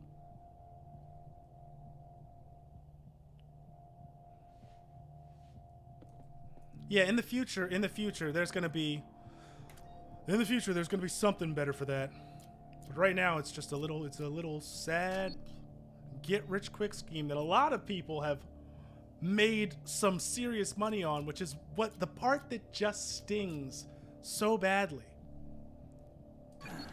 is the fact that there really has been life-changing amounts of money made off of it and on it for people that otherwise would not have had the chance, the availability. But that doesn't make it any less scummy. Ever since the days that whales have been able to exist on Farmville, rich dumb people are in such a, especially in that case, they're in such a money spiral that they can't spend fast enough. Like, literally. They cannot. I will, I meant to. I just gotta move through. Oh, of course. Oh, I increased my health. That was stupid. Give me that and this. Oh, yeah. And by no means am I trying to claim that that's the norm. Or that it's like, hey, finally, a chance for the little guy. That's like the what? 5% out of 100.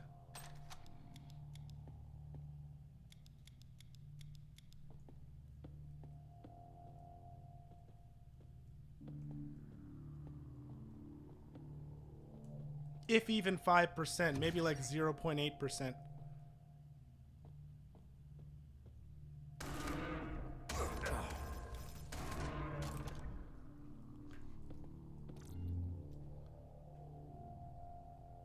Oh, there was another good long video that I wanted to actually recommend to you, Gore, but I can't think of it at the moment. There's one more in here somewhere. Floor is empty.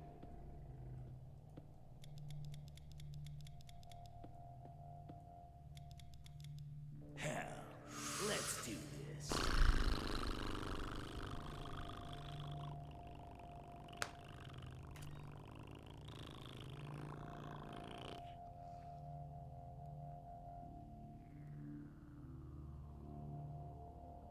Okay, give me a sec. Give me a sec.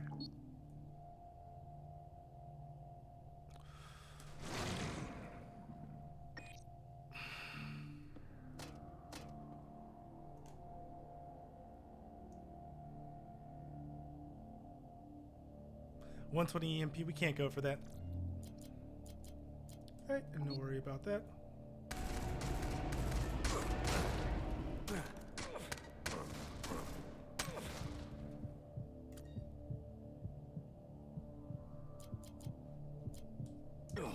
Finally.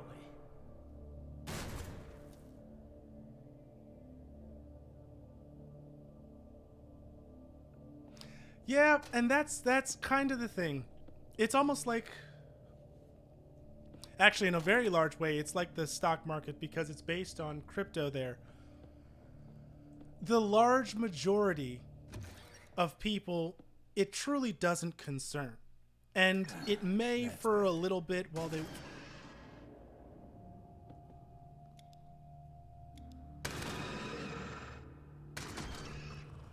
want to have some type of like interesting conversations about it, find out a little bit more, want to know what the heck is going on. But the long form of it isn't going to be either dealt with or really investigated for a while. The majority of people will be moving right on. It's the talk of...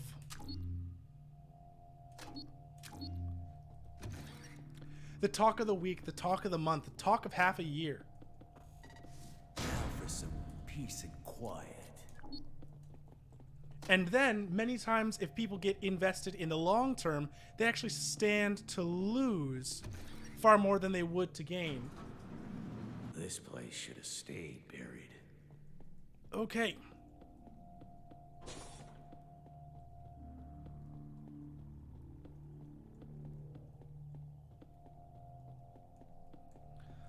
Okay, so, from what I know, the run may end right here. We had one bargain already.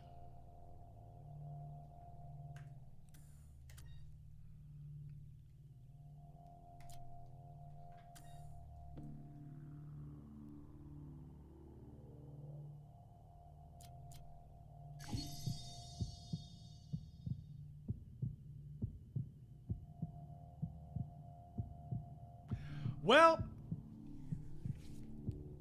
that was sick, Do it again. Yes, I needed that. Why? Wait. Regenerate up to 50% health. Oh, God. Fucking damn. Excuse me.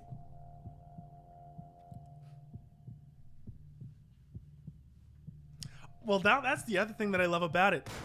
There are a large amount of NFT games that actually exist right now. Where they'll be like, buy a pack of 100 wood. Play against your friends. When really, that's just grifting people out of money for no good reason.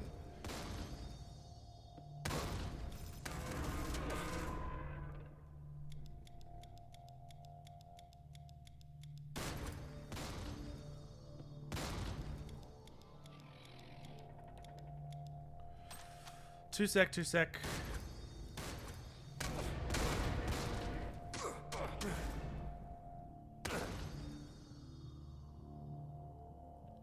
I do think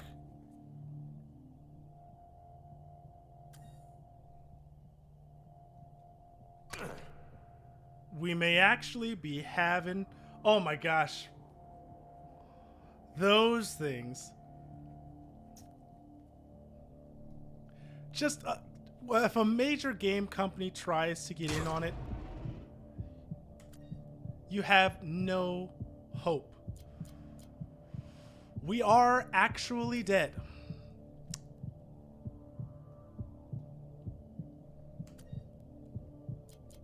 Right? That's the good stuff right there. We're actually dead on that one. God damn! Horston Ludo. You went far, you did well, but at least now I know what that second bargain does. So, damn, I guess we need to go with wealth. I don't know what wealth actually does for us. Horston Ludo, level 14 technician, killed on the Dark Cathedral by a cryo reaver. He survived for 9,829 turns. The runtime was 1 hour 57 minutes 2 seconds.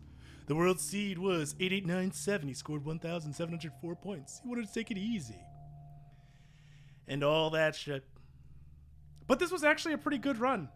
Guar, as hard as you tried to dismantle it, or at least to halt it for a bit, we went mad far.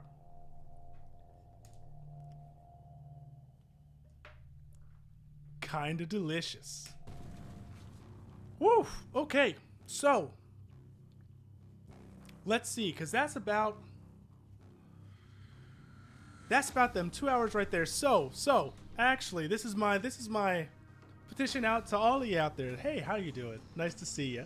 Happy Valentines. I mean it. We can either do another run of Jupiter Hell, and as Guar has just been out here, I've just kind of been rambling on about it and not doing too much lore reading tonight, or we can do Doki Doki Literature Club, another thing which I've not played, but I've seen people play because I thought it would be thematic for the holiday today.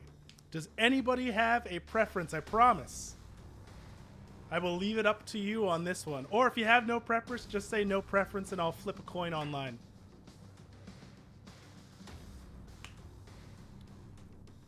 If you don't mind.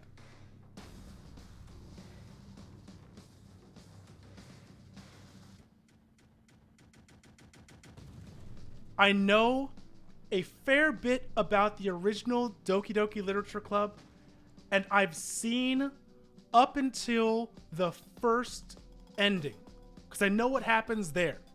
You slowly open the door. I'm up with the memes. Past that point, I don't really know, and I have DDLC Plus, so if there was stuff they added, it would be sick. That's it. I'll count that as a DDLC vote.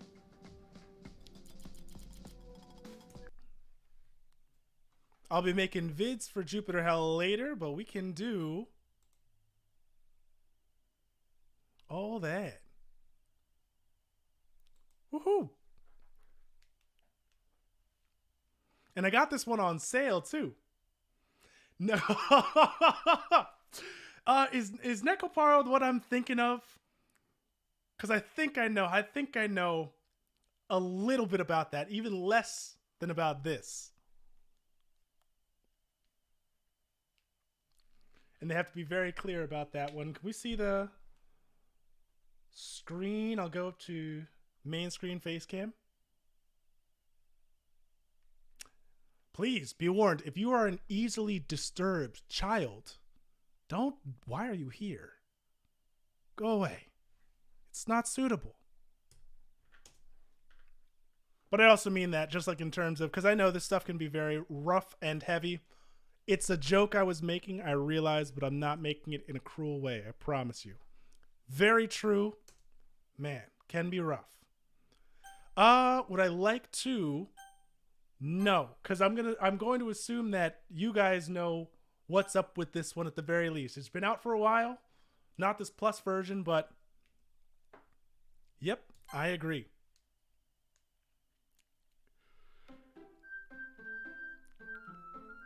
That music, though, it's so well done.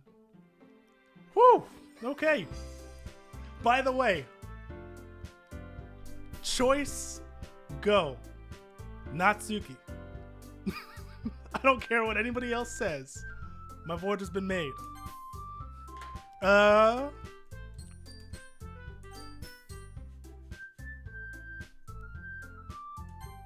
Okay, thank you. Let me go. Hey! By the way, the voice acting will be real.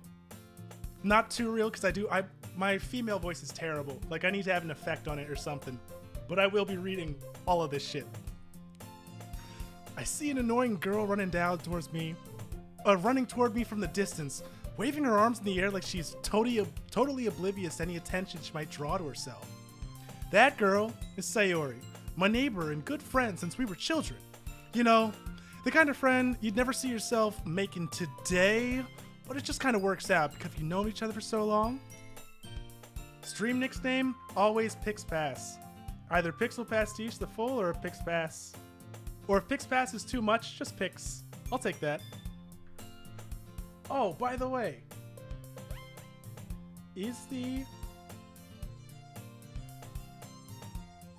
Stop that. I want to make sure that chat box is working. But yeah, Pix, Pixel Pastiche, Pixpass, any of those three.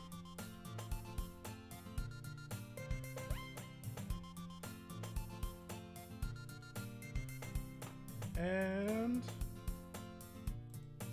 there we go. Chat should be working. We used to walk to school together on days like this, but starting around high school, she would oversleep more and more frequently. I would get tired of waiting up. But if she's gonna chase after me like this, I almost feel better off running away. However, I just sigh and idle in front of the crosswalk. Let Sayori catch up to me. Ha! Ha! I overslept again! But I caught you this time! Maybe only because I decided to stop and wait for you. You say that like you were thinking about ignoring me. That's mean, Pixpass. The full thing is a absolute mouthful, so don't worry about that. Can you see? Wait, give me a... Nope.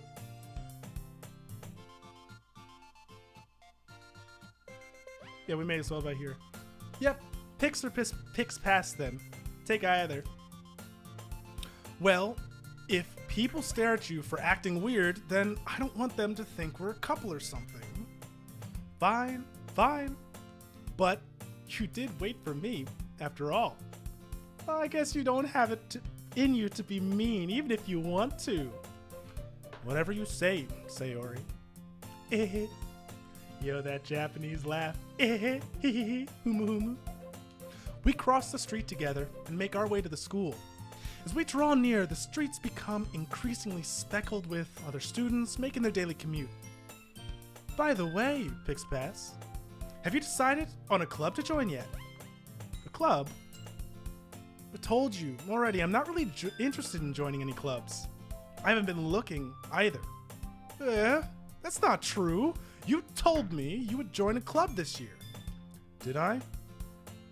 I'm sure it was possible that I did. In one of our many conversations where I dismissively go along with whatever she's going on about. Sayori likes to worry a little too much about me when I'm perfectly content just getting on the average while spending my free time on games and anime. Like a true gamer. Uh-huh. I was talking about how I'm worried you won't learn how to socialize or have any skills before college. Your happiness, it's really important to me, you know? And I know you're happy now, but I die at the thought of you becoming a NEET in a few years because you're not used to the real world. You trust me, right? Don't make me keep worrying about you. All right. I'll look at a few clubs if it makes you happy. No promises, though. Will you at least promise me you'll try a little? Yeah, I guess I'll promise you that. Yay! Why do I let myself get lectured by such a carefree girl? More than that, I'm surprised I even let myself relent to her. I guess, imagine being a NEET by choice. I guess seeing her worry so much about me makes me want to ease her mind at least a little bit, even if she does exaggerate everything inside of her head. By the way, I love in anime art like this where you can like see the defined teeth. They don't kind of just like sink into the weirdo sides. Her design is really well done. Whew. Oh, the school day is an ordinary as ever, and it's over before I know it. After I pack up my things, stare blankly at the wall, looking for an ounce of motivation. Clubs. Sayori wants me to check out some clubs. I guess I have no other choice but to start with the anime club. Hello? Sayori. Sayori must have come into the classroom while I was spacing out. I look around and realize I'm the only one left in the classroom. I thought I'd catch you coming out of the classroom, but I saw you just sitting here, spacing out. So I came in. Honestly, you're even worse than me sometimes. I am impressed. You don't need to wait up for me if it's gonna take you. If you don't need to wait up for me if it's gonna make you late to your own club. Well, I thought you might need some encouragement. So I thought, know what? Well, that you could come to my club. Look at that blush. You can't hide. Sayori. Yeah? There is no way I'm going to your club. Sayori is vice president of the Literature Club. That pout of a mouth. Oh my gosh. Side note. Not that I was ever aware she had any interest in literature. In fact, I'm only 99% sure she did it because she thought it would be fun to help start a new club.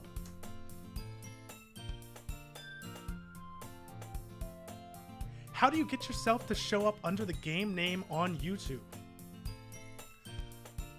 So, I don't actually know. I know how to do it when... Damn, that sucks. That's the thing. When it's from... Let's take a look at that one. Because when it's from uploading a video, that I am aware of. I get to put that in. When I start the stream, I get to just put myself under gaming.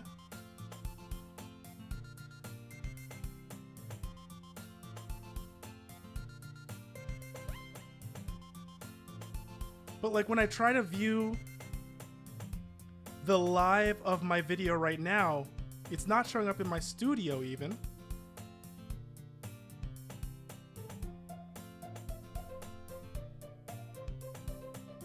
Until it like finishes up. So I always assumed that they were doing some magic stuff behind the scenes.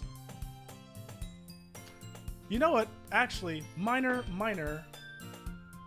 thing. Let me see. I told you I wasn't bringing up Safari behind the scenes. Now I am. It's not a... Thank you. I appreciate that you want my voice to be heard. I shouldn't be so tsun about that. I get you.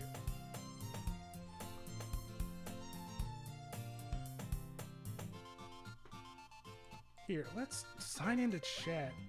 Open browser. Does that allow me to see anything else about the...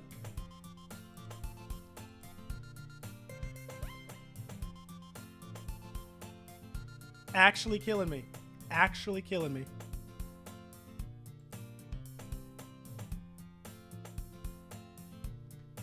Yep, I don't know how to change or update that game, and I'll have to look into it.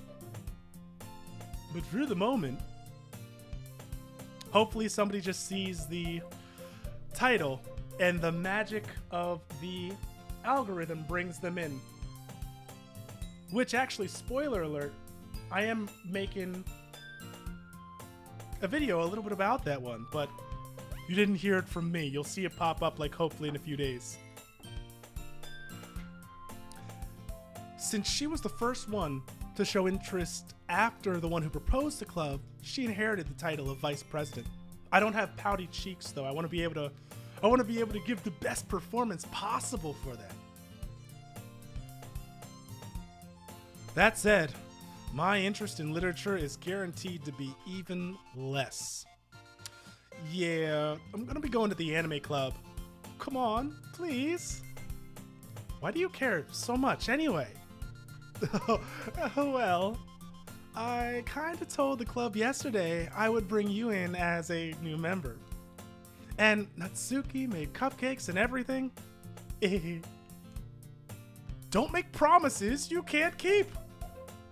I can't tell if Sayori is really that much of an airhead or if she's so cunning as to have planned, maybe later, have planned all of this out, because she's sure to give another pouty cheek in there, I promise you. I let out a long sigh.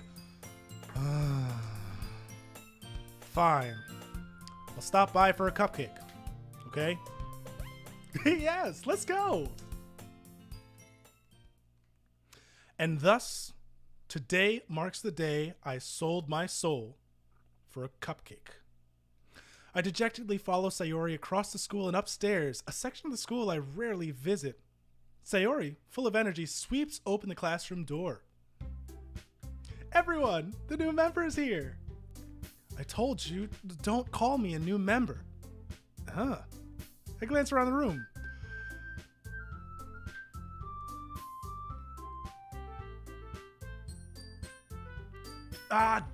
Damn, I want to give her like a lower-ish voice. I want to do this, but welcome to the Literature Club. It's a pleasure meeting you. Sayori always says nice things about you. Seriously? You brought a boy? I don't know what to give Natsuki. Way to kill the atmosphere. Pix Pass. What a nice surprise. Welcome to the club. All words escape me in this situation.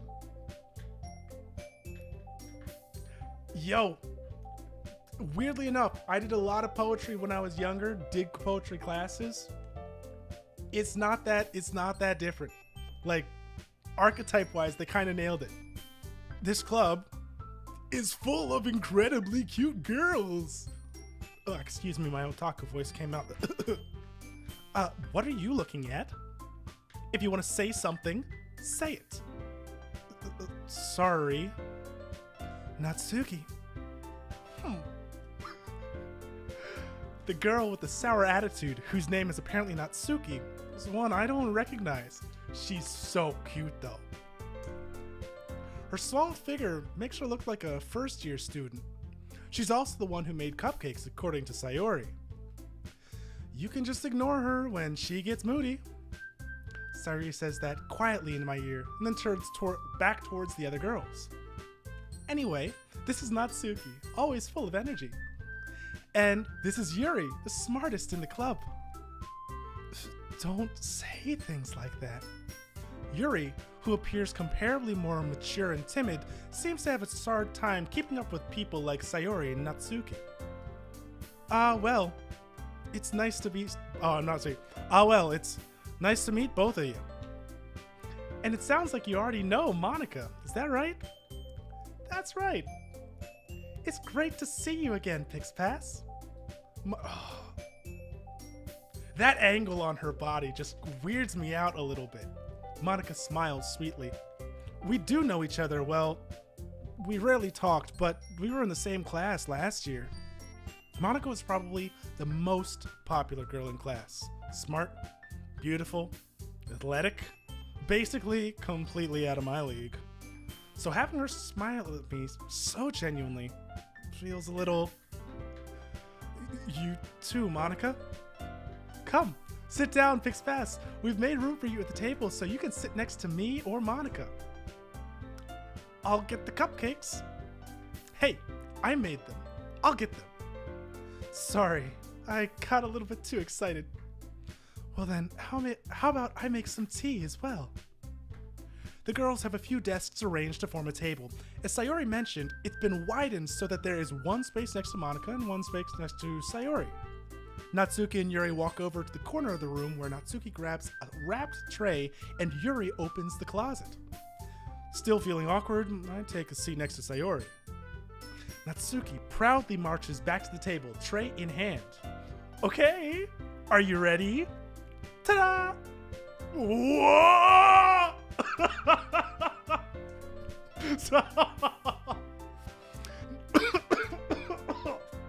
Oh, sorry. Natsuki lifts the foil off the tray to reveal a dozen white, fluffy cupcakes decorated to look like little cats. The fang. She's adorable. The whiskers are drawn with icing and little pieces of chocolate were used to make ears. So cute! I had no idea you were so good at baking, Natsuki.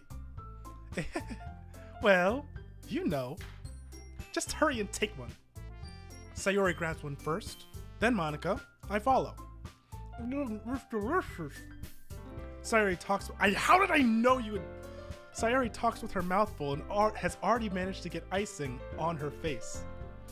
I turn the cupcake around in my fingers, looking for the best angle to take a bite. Natsuki is quiet. I can't help but notice her sleeking glances in my direction. Is she waiting for me to take a bite? I finally bite down. The icing, sweet and full of flavor. I wonder if she made it herself. Yo, this is really good. Thank you, Natsuki. Why are you thanking me? It's not like haven't I heard this somewhere before? Made them for you or anything? Eh? I thought you technically did. Sayori said, well, maybe, but not for you, you know, dummy. Right. I give up on Natsuki's weird logic and dismiss the conversation. Tsun, small, cute, top quality. Yuri returns to the table, carrying a tea set. She carefully places a teacup in front of each of us before sitting down to the teapot next to the cupcake tray. You keep a whole tea set in this classroom? Don't worry, the teachers gave us permission. After all, doesn't a hot cup of tea help you enjoy a good book? I guess. Don't let yourself get intimidated. Yuri's just trying to impress you. That's not... Insulted. Yuri looks away. I meant that, you know? I believe you. Well, tea and reading might not be a pastime for me, but at least I enjoy tea. I'm glad. Yuri faintly smiles to herself in relief. She is kind of cute though. Love purple. Monica raises an eyebrow as they remain still and then smiles at me. So, what made you? A lot of people like Yuri. Yuri was my sister's favorite. I say a lot of people and then I list one person. Who else said that? You are Georgie, you're the second, so you count. That's a lot. What made you consider the literature club? I was afraid of this question. Guar, that's another check. Oh my gosh. I'm outnumbered on this one. She's fine. That's awful ominous, Georgie. I was afraid of this question. Something tells me I shouldn't tell Monica that I was practically dragged here by Sayori. Well, I haven't joined any clubs yet, and Sayori seems really happy here, so... Oh, that's okay. Don't be embarrassed.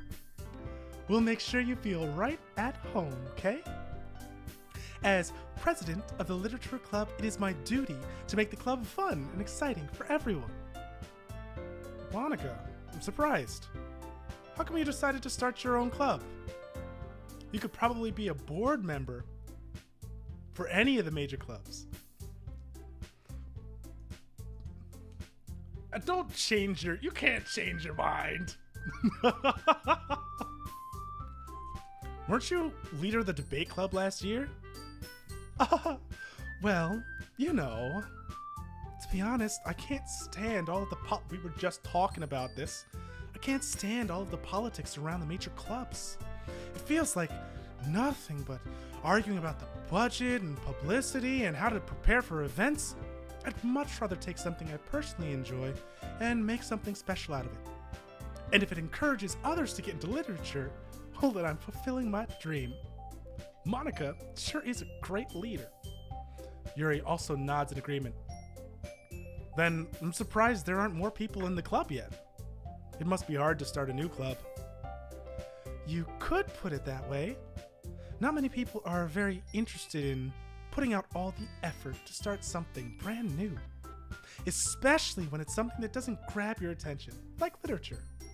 You have to work hard to convince people that you're both fun and worthwhile.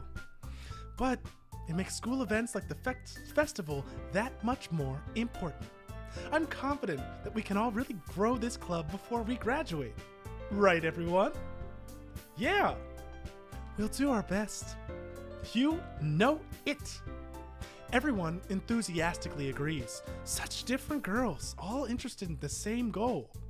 Monica must have worked really hard just to find these three. Maybe that's why they're all so delighted by the idea of a new member joining. No. Still don't really know if I can keep up with their level of enthusiasm about literature. So Pix says, what kind of things do you like to read? Considering how little I've read these past few years, I don't really have a good way of answering that. Manga? I mutter quietly to myself, half joking. Winner! Natsuki's head suddenly perks up. It looks like she wants to say something, but keeps quiet. Not much of a reader, I guess. Well, that can change. What am I saying? I spoke without thinking after seeing Yuri's sad smile. That little blush, though. Anyways, what about you, Yuri? Well, let's see. Yuri traces the rim of her teacup with her finger. My favorites are usually novels that build deep and complex fantasy worlds. The level of creativity and craftsmanship behind them is amazing to me. And telling a good story in such a foreign world is equally impressive. Yuri goes on, clearly passionate about her reading. She seems so reserved and timid since the first moment I walked in, but it's obvious by the way her eyes light up that she finds her comfort in the world of books, not in the world of people. But, you know, I like a lot of things. Stories with deep psychological elements, usually immerse me as well. Isn't it amazing how a writer can so deliberately take advantage of your own lack of imagination to completely throw you for a loop? Anyway, I've been reading a lot of horror lately. I read a horror book. Once. I desperately grasped something that I can relate to at a minimal level. At this rate, Yuri may as well be having a conversation with a rock. Really? I wouldn't have expected that, Yuri. For someone as gentle as you. I guess you could say that. But if a story makes me think or takes me to another world, then I can't really put it down. Surreal horror is often very successful at changing the way you look at the world, only for a brief moment. Ugh. I hate horror. Oh, why is that? If I had to say books I like, fantasy. If you couldn't tell, fantasy. Read so many Forgotten Realms. I've read some horror books. But normally it's something that's got like a lot of good world building, characters that you can stand behind. Sci-fi is another big one I do appreciate greatly. Historical books, weirdly enough, like some historical books, absolutely gripping. But they've got to be rather well written, and like when I say well written, I mean the context they give is not historical context just for the sake of saying, well, at this year this was happening. It's like, why does it matter to the person you're trying to tell me about? Or are you just laying info on me? If they just lay info down, it's a textbook. But yeah, I would say those. Well, Natsuki's eyes dart over to me for a split second. Never mind. That's right. You usually like to write about cute things, don't you, Natsuki? What? Classics? See, now that's a popular one for it. What are some classics that you like? No worries, see you in a bit, Guar. If you wouldn't mind, let me know. What gives you that idea? You left a piece of scrap paper behind at the last club meeting. It looked like you were working on a poem called... Don't say it out loud! Give that back. Fine. Your cupcakes, your poems, everything about it is just as cute as you are. Sayori sidles up behind Natsuki and puts her hands on her shoulders. Personal space. I'm not cute! She's adorable though, oh my gosh. Natsuki, you write your own poems. Well, I guess sometimes. Why do you care? I think that's impressive. Why don't you share them sometime? No. Natsuki averts her eyes. You wouldn't like them. Ah, not a very confident writer yet? I understand how Natsuki feels. Sharing that level of writing takes more than just confidence. The truest form of writing is writing to oneself. You must be willing up to open to your readers, expose your vulnerabilities, and showing even the deepest reaches of your heart. Do you have any writing experience too, Yuri? Maybe if you share some of your work, we can set an example and help Natsuki feel comfortable enough to share hers. I guess it's the same for Yuri, huh? Oh, I wanted to read everyone's poems. We all sit in silence for a moment. Okay, I have an idea, everyone. Natsuki and Yuri look quizzically at Monika. Let's all go home and write a poem of our own. Then the next time we'll meet, we'll all share them with each other. That way, everyone is even.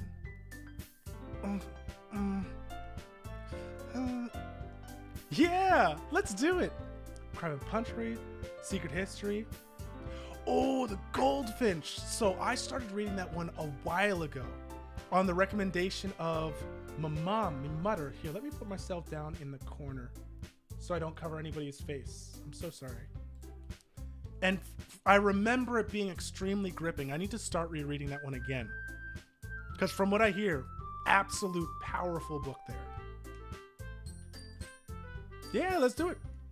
Plus, now that we have a new member, I think it will help us all get a little bit more comfortable with one another and strengthen the bond of the club. Isn't that right, Pixpass? Monika smiles warmly at me once again. Hold on, there's still one problem.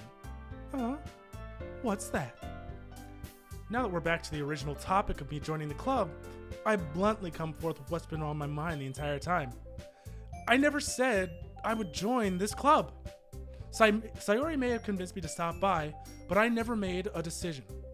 I still have other clubs to look at, and I lose my train of thought. You can't, like, just the eyes. Oh my gosh. Feeling looked at, even though they're 2D, it gets you. All four girls stare at me with dejected eyes. But I'm sorry. I thought Pixpass, You all... I'm defenseless against these girls. Secret History by the same. If you would link, I would like to. Although I am trying to get more into like actual reading, so I may do a switch between the two, you know, keep some eyes on it. How am I supposed to make a clear-headed decision when it's like this? That is, if writing these poems is the price I need to pay in order to spend every day with these beautiful girls. Right. Okay, I've decided then. I'll join the literature club. One by one, the girls' eyes light up. Yes, I'm so happy. Sayuri wraps her arms around me, jumping up and down. Hey! She got so damn tall, though. You really did scare me for a moment. If you really just came for the cupcakes, I would be super pissed. Then that makes it official. Welcome to the literature club. Aha, thanks. Yes. Okay, everyone. I think with that, we can officially end today's meeting on a good note. Everyone remember tonight's assignment. Write a poem to bring to the next meeting so we can all share. Monica looks over at me once more. Pix Pass, I'm looking forward to see how you express yourself. Yeah. Can I really impress the class star Monica with my mediocre writing skills? I already feel anxiety welling up within me. Meanwhile, the girls continue to chit-chat as Yuri and Natsuki clean up their food. Hey, Pix Pass, since we're already here, do you want to walk home together? That's right. Sayori and I never walk home together anymore because she's always stayed after school for clubs. Sure, might as well. Yay! With that, the two of us depart the club room and make our way home. The whole way, my mind wanders back and forth between the four girls. Sayori, Natsuki. Oh, a ruined book is just so disheartening. I would not want that to happen to you. And then again, heading out to actually buy a book outside of many parts, but here is one. Thank you. They probably have like a playlist to listen through. Yeah, don't go with the risk of that. Natsuki, Yuri, and of course, Monica. I was just looking at their hands. There's a lot of personality in there. Sorry. Will I really be happy spending every day after school in a literature club? Perhaps I'll have the chance to grow closer to one of these girls. All right. I just need to make the most of my circumstances, and I'm sure good fortune will find me. Dun, dun, dun. And I guess that starts with writing a poem tonight. Oh. My back. Pick which words you think your favorite club member will like. Something good might happen with whoever likes your poem the most. She's so damn cute. Look at that hair. Look at that little mouth. She's like she's got cat-like-ish features. So that's what we're going with. So, Natsuki likes cute things. Shiny. Yo! Look at the way she jumps. Oh, I love this. Shiny. Imagination.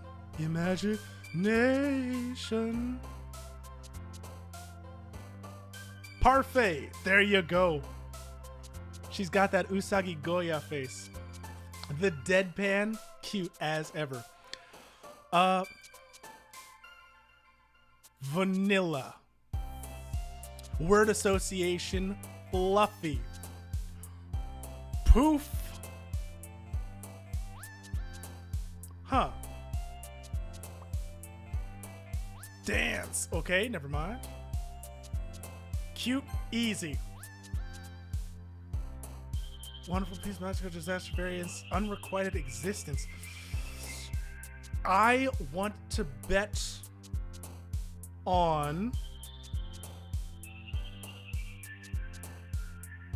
ribbon. There we go. Sweet. What? Okay, get out of my face. Email, clouds, electricity, lipstick, color, frightening. Color?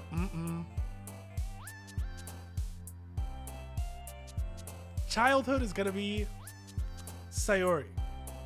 Waterfall, Yuri.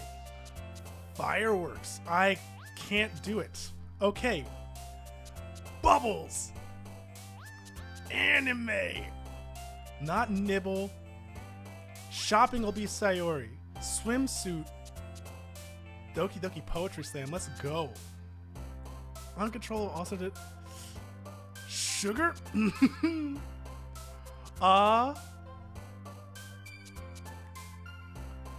Chocolate. Oh my gosh, let's go. Happiness might be more Sayori than it would be Natsuki. Cheer. Dazzle. Damn. Hop. There you go. Last one, last one. For all the marbles. Spark. Go. I came close. I came close. By the way, 2 seconds here.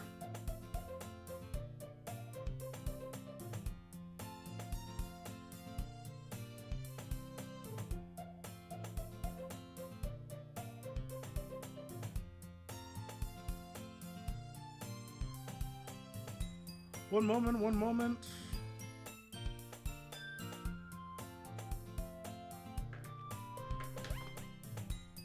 We're gonna do because I'm gonna make it easier for you to actually link those in, or at least I hope I can.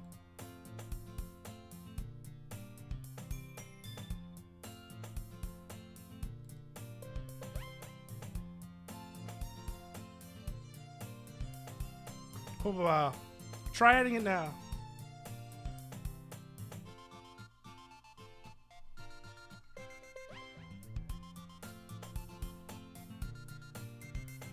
Excuse, okay. Hi there again, Pixpass. Glad to see you didn't run away on us. Nah, don't worry. This might be a little strange for me, but at least I keep my word. Well, I'm back at the Literature Club. I was the last one to come in, so everybody else is already hanging out. Thanks for keeping your promise, Pixpass. I hope this isn't too overwhelming of a commitment for you, making you dive headfirst to literature when you're not accustomed to it. Oh, come on! Like he deserves any slack.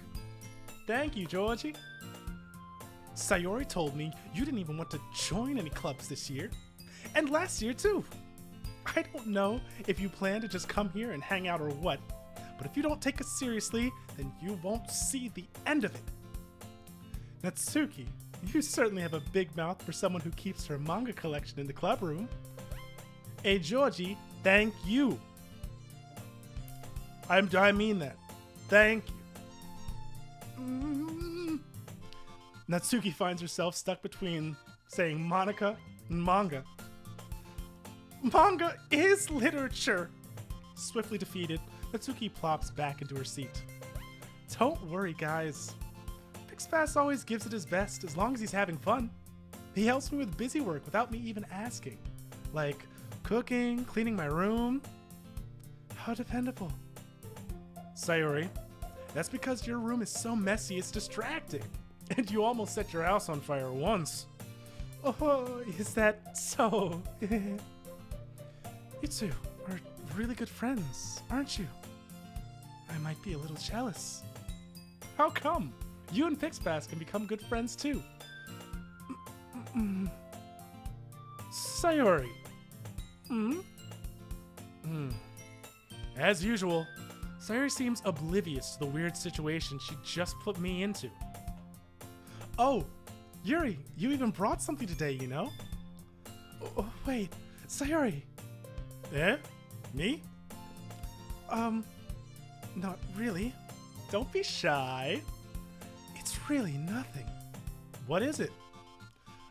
Never mind. Sayuri made it sound like some big deal when it's really not. What do I do? I'm sorry, Yuri. I wasn't thinking. I guess that means it's up to me to rescue this situation. Hey, don't worry about it. First of all, I wasn't expecting anything in the first place. So any gesture from you is a pleasant surprise. It'll make me happy, no matter what. Is that so? Yeah, I won't make a big deal if you don't want it to be. All right. Well, here. Yuri reaches into her bag and pulls out a book. I didn't want you to feel left out. So I picked a book that I thought you might enjoy. It's a short read, so it should keep your attention, even if you don't usually read. And we could, discuss it if you want it. This is... How is this girl accidentally being so cute? That's not accidental. That's not accidental. She even put out a book she thinks I'll like, despite me not reading much. Yuri, thank you. I'll definitely read this. I enthusiastically take the book. Whew. Well, you can read it at your own pace. I look forward to hearing what you think. Now that everyone's settled in, I expected Monica to kick off some scheduled activities for the club, but that doesn't seem to be the case. Sayuri and Monica are having a cheery conversation in the corner. Yuri's face is already buried in a book. I can't help but notice her intense expression, like she was waiting for this chance. Meanwhile, Natsuki is rummaging around in the closet.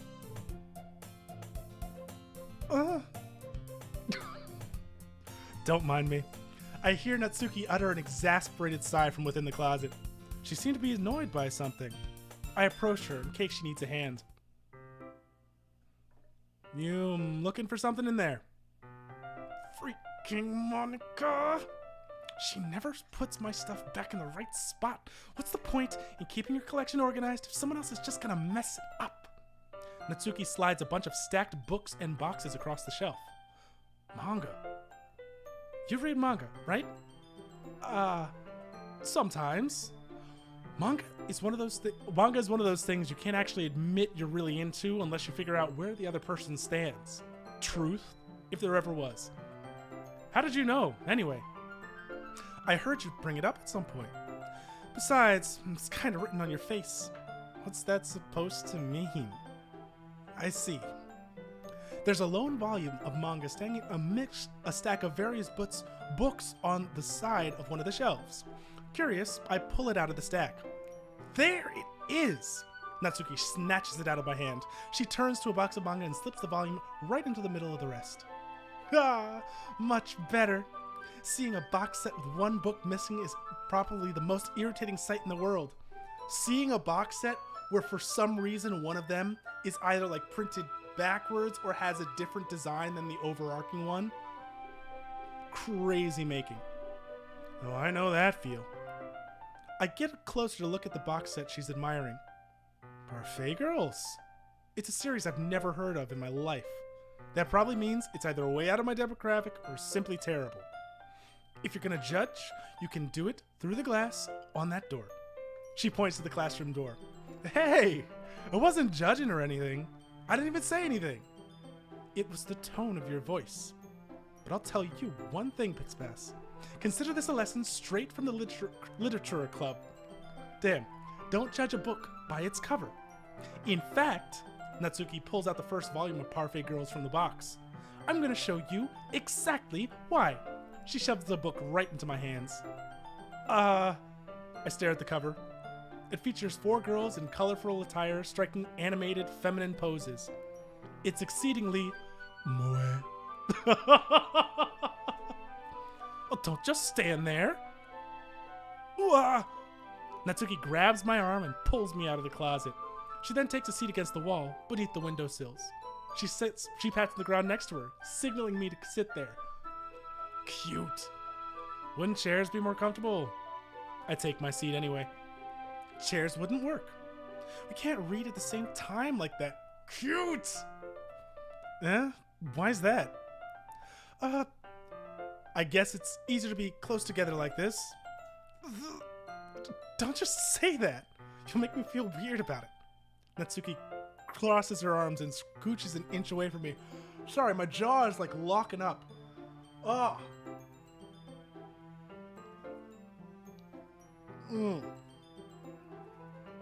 Oh. Sorry. I didn't exactly expect to be sitting this close to her either. Not that I can say it's a particularly bad thing. I open the book. It's only a few seconds before Natsuki once again inches closer, reclaiming the additional space she hopes I won't notice. I can feel her, peering over my shoulder, much more eager to begin reading than I am. Wow, how long has it been since I've read the beginning? You don't go back and flip through the older volumes every now and then? Not really. Maybe sometimes after I finish the series. Hey, are you paying attention? I am, but nothing's really happened yet, so I can talk at the same time. Looks like it's about a bunch of friends in high school. Typical slice of life affair. Lucky star. I kind of grew out of these since it's rare for the writing to be entertaining enough to make up for the lack of plot. Life is the plot, though. So, what should I expect from this? Is there going to be a plot? Well, obviously. You think I would enjoy something that didn't have a plot? I mean, well, I guess I know what you're saying. A lot of the beginning is about simple things. Like there's a really funny chapter where they're obsessed with this guy at the ice cream shop, but that just helps you get to know the characters. Besides, it's still entertaining. Oh, she's so cute. Later on, there's all kinds of drama. Like when they get into their backstories, and then some of them, the romance starts to happen. And that's really what makes it good. There are so many touching parts. Ah, is that so? Sounds like you really know what you're talking about. Maybe I underestimated you. The hair color is nice, and you don't notice just how much of a swoosh she's really got going on. But she's got the gap moe. Like she's cute but passionate, right? Pushy but willing to engage. Red ribbons in the hair that make a side tail that's not. Oh, she's just so cute. I'm not gonna gush, I promise. Hey, wait, like that glorious smile, and then that like guarded little extension of it. Damn, what's that supposed to mean? Whoa. Natsuki gives me a little shove. I just meant I haven't seen you at your full power. Good save. Ah, this chapter seems like it's about baking. This is just a guess. Is there a lot of baking in this manga? Well, Natsuki pauses for a moment as if she doesn't want to admit something. Yeah. Why does that matter? It doesn't. I was just curious. Since you enjoy baking too, right? It's just a coincidence. I just happened to get into baking around the same time that I got this manga. Like I would ever get into anything because it's in a manga.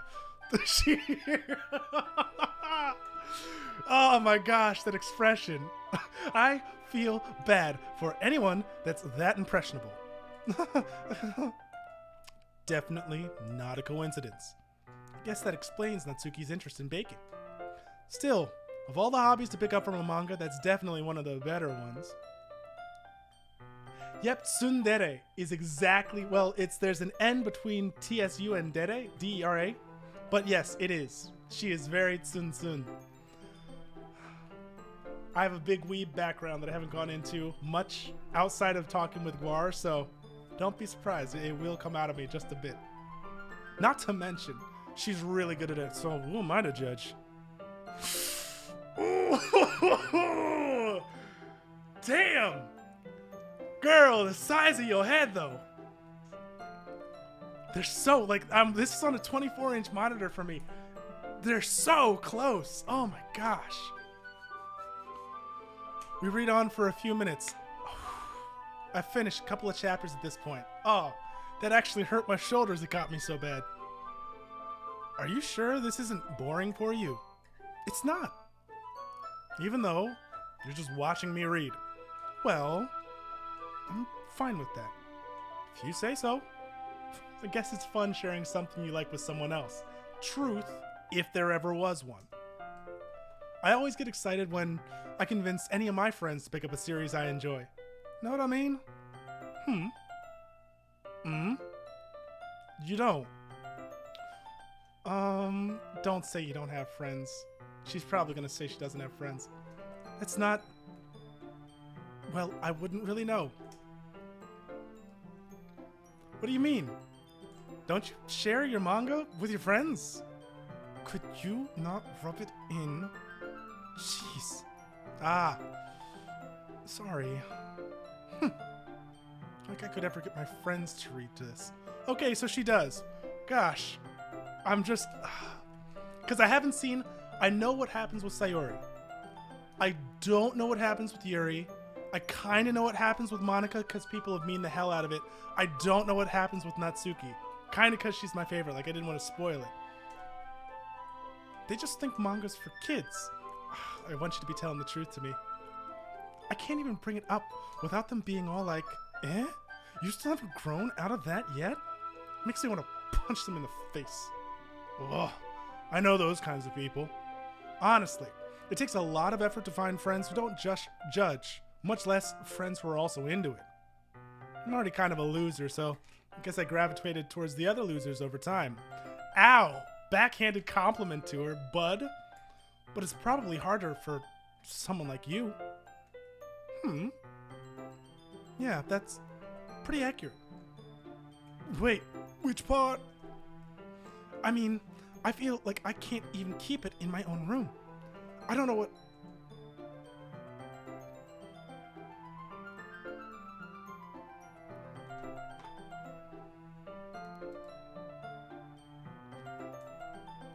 We just bombshelled right now. Don't say those words. I'm about to get in mad trouble. I don't know what my dad would do if he found this. At least it's safe here in the club room. You're scaring me. Except Monica was kind of a jerk about it. I just can't win, can I? Oh, Kanad's a great one. I used to watch a lot more anime when I had like not the time to sit down, but like the amount of time to just invest into it. I still read a ton of manga though. Mostly, weird enough, bottle manga.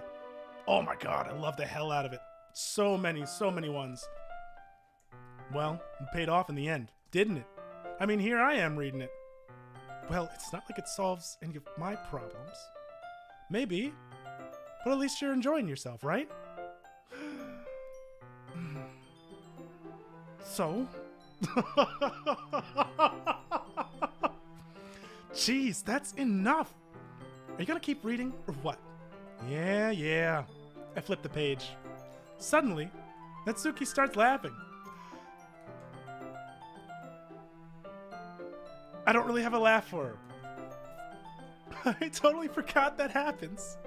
Natsuki puts her finger on one of the panels. Minori is my favorite character. You always feel a little bad for her since she's so unlucky. But it gets especially bad when spoilers! I shouldn't be talking about that yet. Just finish the chapter. Natsuki's voice sparkles with excitement. It's a stark contrast to her usual bossy tone. But if she's not used to sharing her favorite manga with her friends, I can understand why. It's hard to express in words the feeling you get when you're connecting with someone like that, and being able to provide that to Natsuki, for whom it's a rare experience, the thought makes me smile a little to myself. Okay, everyone. Are you all ready with today's poems? Oh, come on. Could your timing be any worse? Sorry. I just need to make sure that we have enough time. Though, you do look pretty cozy over there. Natsuki suddenly notices how close she's gotten to me. She hastily slides herself a good 12 inches away from me. Alright. Guess I'll stop here for now. I close the book and hand it towards Natsuki. You're just giving it back? Don't you want to know what happens? Yeah, but Monica just said, don't be dumb. Just take it home with you. Huh? Is that really alright? I say that mostly because I didn't plan on using my spare time to read this. Well, of course. It would take forever to finish if you didn't take it home. Just finish that one before tomorrow. We can start the next one. And if it gets bent, I'll kill you. By tomorrow. I only got partway through the volume so far. Might fall behind on some shows if I try to get through this. But I suppose it's a necessary sacrifice in exchange for seeing Natsuki's enthusiastic face. Priorities! Oh my gosh. Sacrifice worth making. Or am I more scared of what will happen if I don't finish it? Alright then. I stand up. I return it to where I put my stuff and carefully slip the book into my bag. By the way, did you remember to write a poem last night? Yeah. My relaxation ends. Can't believe I agreed to do something so embarrassing. I couldn't really find much inspiration since I've never really done this before. Well, now that everyone's ready, why don't we find someone to share with? I can't wait. Sayori and Monica enthusiastically pull out their poems. Sayori's is on a wrinkled sheet of loose leaf torn from a spiral notebook. On the other hand, Monica wrote hers in a composition notebook. I can already see Monica's pristine handwriting from where I sit. Natsuki and Yuri reluctantly comply as well, reaching into their bags. I do the same myself. Oh, let's go. Obviously, Natsuki. This is how courting goes. I told Natsuki I was very interested in her poems yesterday. It was probably only fair that I shared mine with her first.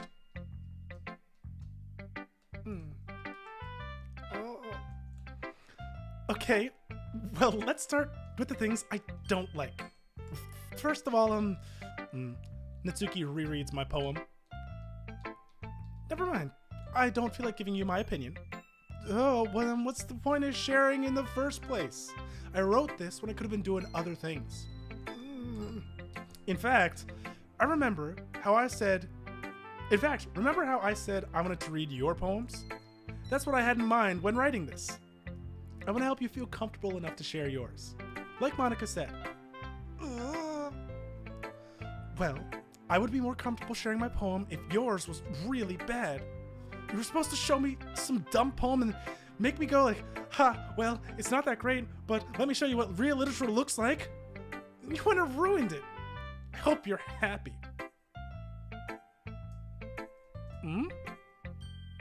So in other words, you're saying you liked it. Are you saying there's a chance? Natsuki's retort gets caught in her throat. You're so... You don't understand anything, do you? I already told you that you don't have to go announcing it to the whole world like you're all self-important. Pretty sure you never actually said that. I say that mostly to myself. Natsuki must really hate me or something.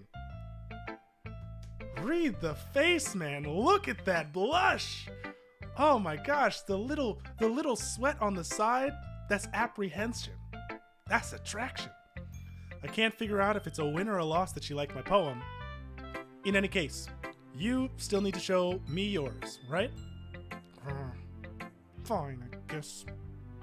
Only because Monica will make me if I don't.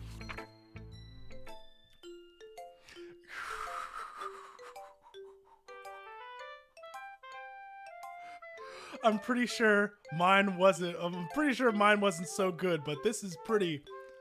Eagles can fly. Monkeys can climb. Crickets can leap. Horses can race. Owls can seek, and cheetahs can run. Eagles can fly. People can try. That's about it. I actually kind of like that. I actually kind of like the end of that. It wrote mean at first because I thought she was just, doing like second grader. I need to learn how to put rhymes together. I like that a little bit. I like that. Yeah. I told you that you weren't going to like it. I liked it. I like it. What? Just be honest. I am. Why are you so convinced that I wouldn't like it? Well, because everyone in high school thinks that writing has to be all sophisticated and stuff. so people don't even take my writing seriously. It was kind of basic though. Basic isn't bad. Basic is the foundation for many things. My favorite part was horse. I do have to agree. I liked horse. I liked try. And I like the S on eagles, you know, it makes you feel community. But isn't the point of poems for people to express themselves? Your writing style wouldn't make your message any less valid. Yes, exactly. I like it when it's easy to read, but hits you hard. Okay, back up there. We didn't say hard. I mean, horses are pretty stocky though. Like in this poem, seeing everyone around you doing great things can be really disheartening. So I decided to write about it. Yeah, I understand. But the other nice thing about simple writing is that it puts more weight into the wordplay. Okay, so now you're outstepping your bounds just a little bit. Hold your horses there. Back up. Like, I set it for a rhyme at the end, but then I made it fall flat on purpose. It helps bring out the feeling in the last line. So you did. You didn't pick up on that.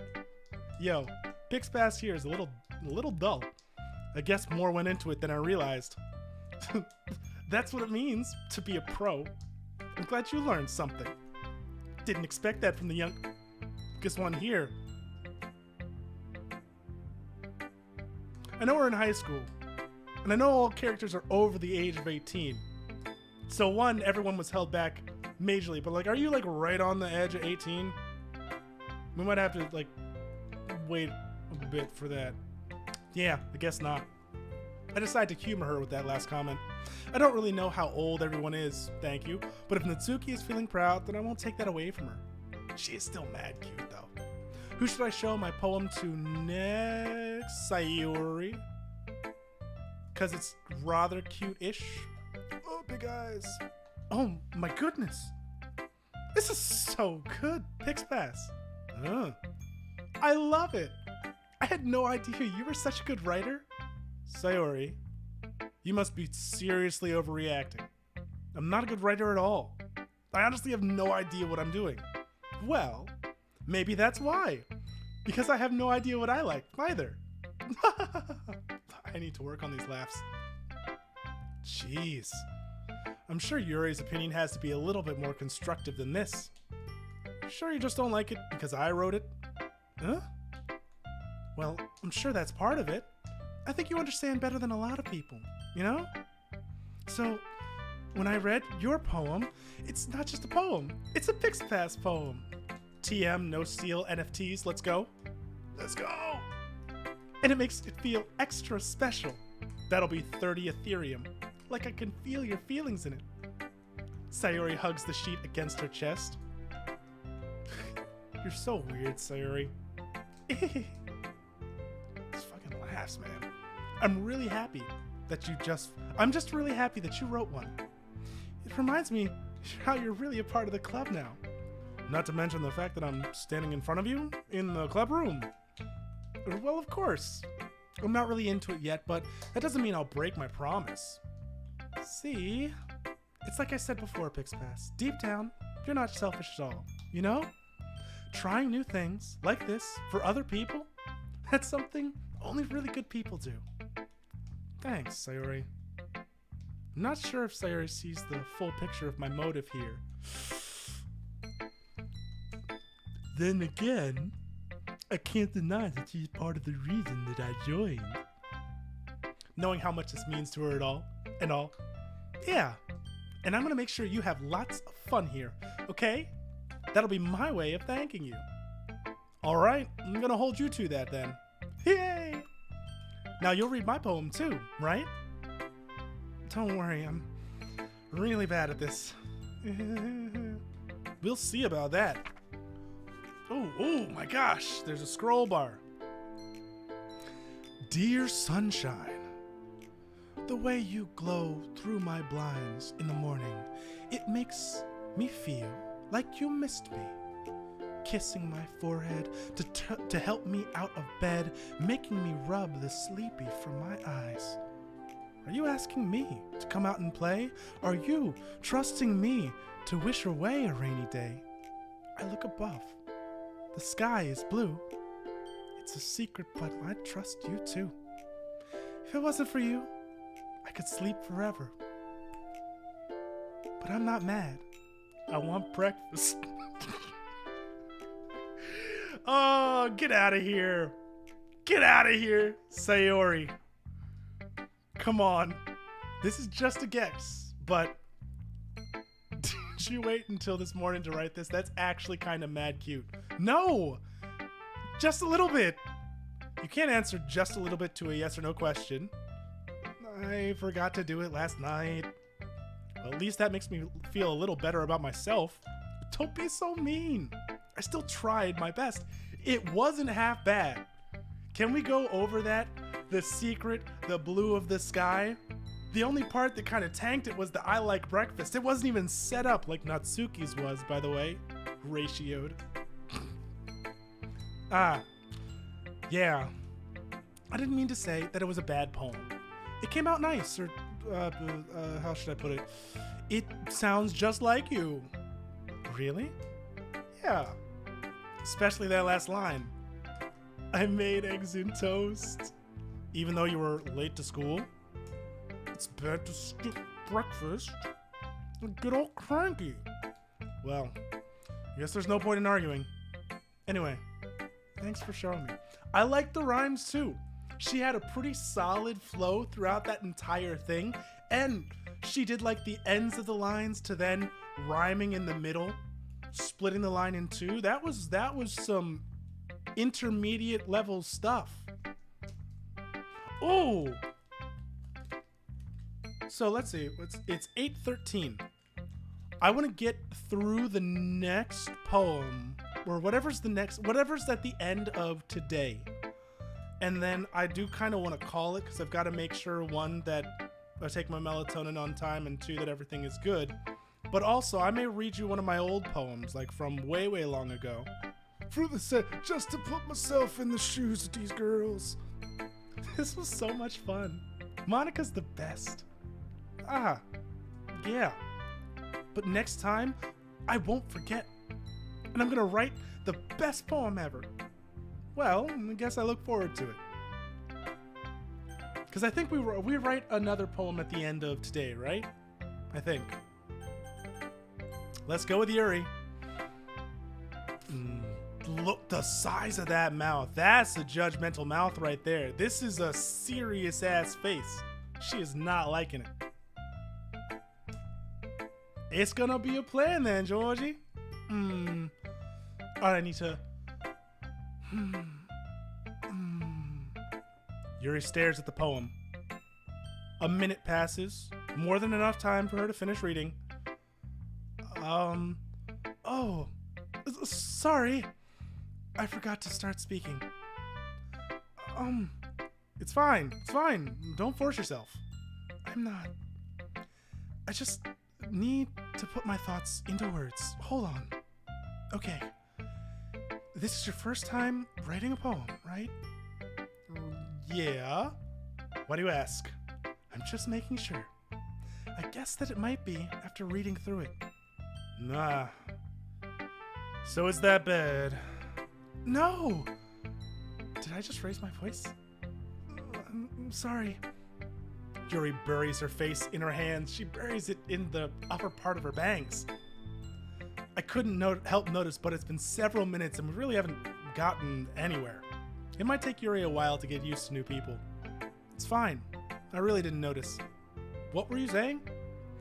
Right, it's just that there are specific writing habits that are usually typical of new writers, and having been through that myself, I kind of learned to pick up on them. I think the most noticeable thing I recognize in new writers is that they try to make their style very deliberate. In other words, they tend to pick a writing style separate from the topic matter, and they form-fit the two together. The end result is that both the style and expressiveness are weakened. Once Yuri finds her train of thought, it's as though her demeanor totally changes. Her stammering is completely gone, and she sounds like an expert. Of course, that's not something you should be blamed for. There are also many different skills and techniques that go into writing even a simple poem. Not just finding them and building them, but getting them to work together is probably the most challenging part. It might take you some time, but that all comes with practice and learning by example, and trying new things. I also hope that everyone else in the club gives you valuable feedback. Natsuki can be a little bit biased, though. Biased how? Well, never mind. I shouldn't be talking about people like that. Sorry. No, it's fine. I'm not sure if Yuri is apologizing to herself, to me, or to Natsuki. Do you mind if I read your poem now? Please do. I'd love to share my thought process behind it. Yuri smiles dreamily, as if that's a rare opportunity for her, which itself is kind of funny. And after all, isn't this supposed to be a literature club? Ghost under... Oh!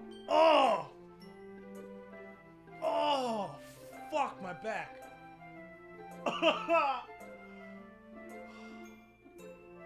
Oh, holy hell. My massager's in the other room. Wait, give me 2 sec. I apologize. Holy. Oh, fuck. Give me a sec. Oh my god.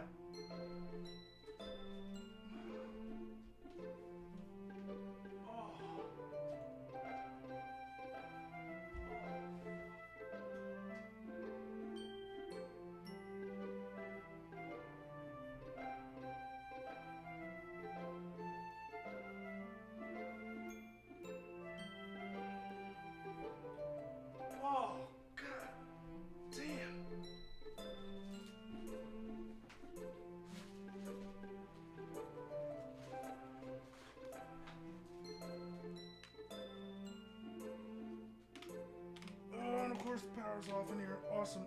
Okay. Whew. Whew. Oh, okay. Sorry. Oh. I apologize. Whew. Oh, I just got a mad crack there. Okay. Ghost under the light. The tendrils of my hair illuminate beneath the amber glow. Bathing. It must be this one. The last remaining streetlight to have withstood the test of time. The last, yet to be replaced by the sickening blue-green hue of the future. I bathe, calm, breathing air of the present, but living in the past. The light flickers. I flicker back. Do not be alarmed, I promise you. I've just been like sitting and leaning and speaking for a little bit too long, so my body kind of tensed up. And then when that happens, like, and I leaned forward, I cracked something in my back. It's all good. I just sound bad because it is painful, but it's not terrible. Cool. I'm sorry to have such terrible handwriting. What? I wasn't thinking about that at all. But it took you a long time to read. Well, I just don't read script very often.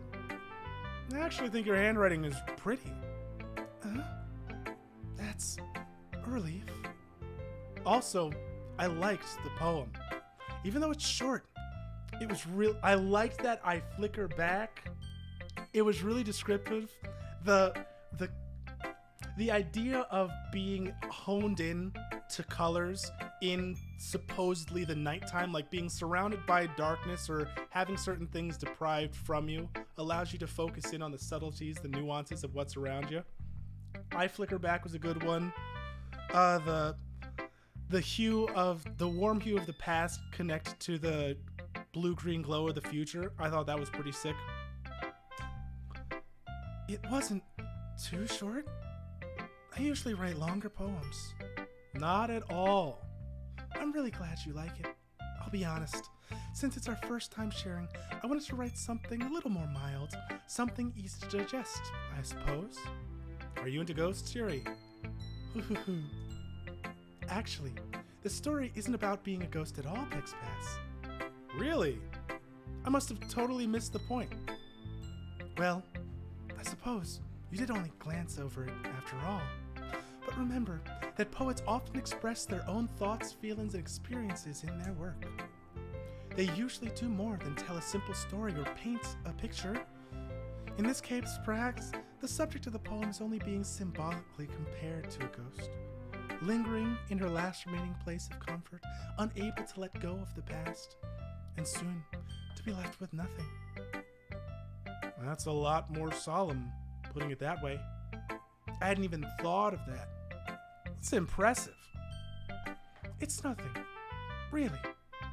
Well, it makes me happy that you think that. Just remember that it won't be long before you pick up on these things too. Yeah, maybe you're right. I guess I'll have to keep trying. I'm counting on you. Gotcha. Only Monica's left. Hi, Pixpass. Having a good time so far? Ah, yeah. Good. Glad to hear it. By the way, since you're new and everything, if you ever have any suggestions for the club, like new activities or things we can do better, I'm always listening. She's tapped into my mic. Be afraid, be very afraid. Don't be afraid to bring things up, okay? All right, I'll keep that in mind. Of course I'll be afraid to bring things up. I'm much better off going with the flow until I'm more settled in. Anyway, want to share your poem with me? It's kind of embarrassing, but I guess I have to.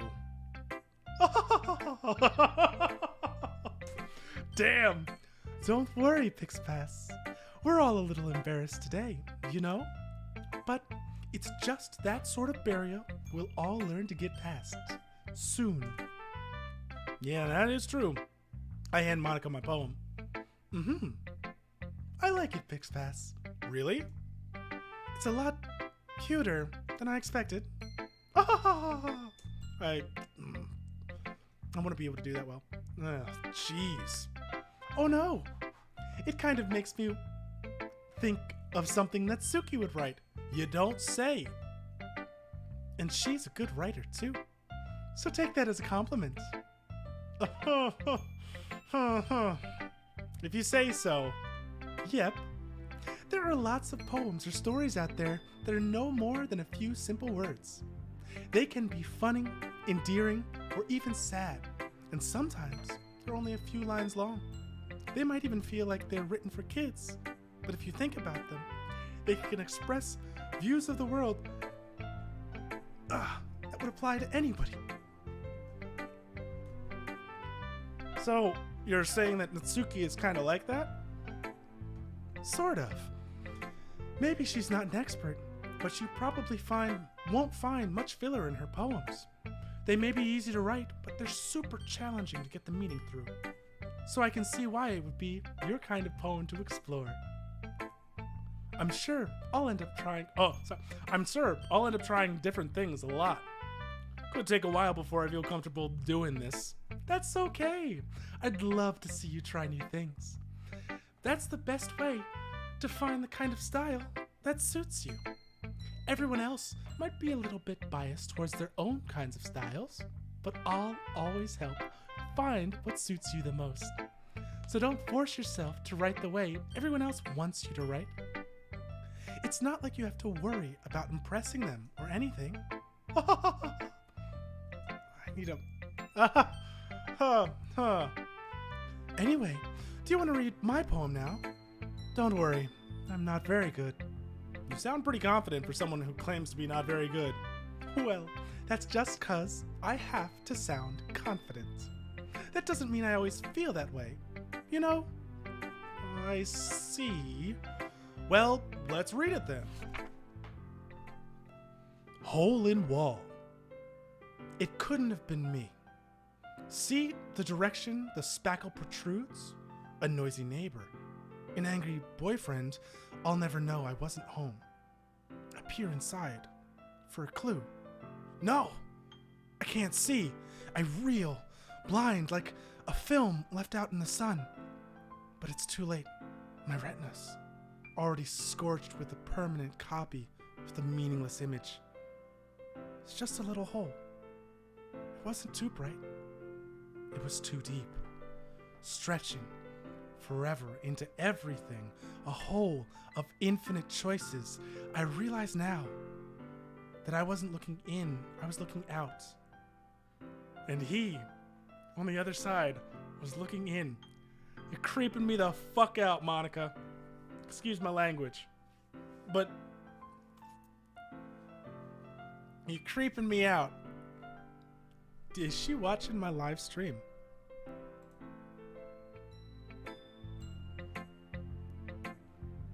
Right. Because the game's finite, but the people watching are infinite? No, that's even not true. So, what do you think? It's very freeform, if that's what you call it. Sorry, I'm not really the right person to ask for feedback. Oh, that's okay. Yeah, that kind of style. The hole in the last line, right? It's gotten pretty popular nowadays. I liked the idea that it's not that it wasn't too bright, it was too deep. Damn. A lot of poems have been putting emphasis on the timing between words and lines. When performed out loud, it can be really powerful.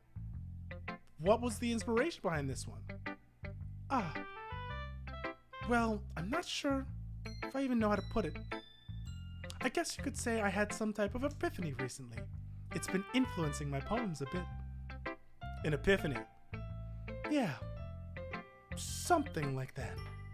I'm nervous to talk about deep stuff like that because it's kind of coming on strongly. Maybe after everyone is better friends with each other. Anyway, here's Monica's writing tip of the day. Sometimes, when you're writing a poem or a story, your brain gets too fixated on a specific point. Oh, another thing I liked about the poem. The transition between the material and the immaterial. So, if you consider that she's in a space that's somewhat familiar because she has a reason to be there, but the hole itself being unfamiliar, something that's either broken out or in, initially it sounds like the hole was caused. She says it like, an angry boyfriend, a something I don't know. But it's like looking into that tear that supposedly is something she maybe could only speculate about. She would save herself suffering and blindness by just not looking in. But because it's there, did she ever really have a choice? If you try so hard to make it perfect, you'll never make any progress. Just force yourself to get something down on the paper and tidy it up later. Another way to think about it is this. If you keep your pen in the same spot for too long, you'll just get a big dark puddle of ink. So just move your hand and go with the flow. Check the box. That's my advice for today. Thanks for listening. Wonderful advice. It was good. The writing in this is actually really, really good so far. Even though it's like simple, not simple. There are layers. It's good. And writing in so many different styles. Interesting. That was a little bit more stressful than I anticipated. It's as if everyone is judging me for my mediocre writing abilities. Even if they're just being nice, there's no way my poem's gonna stand up to theirs. This is a literature club after all. Sigh. I guess that's what I end up getting myself into.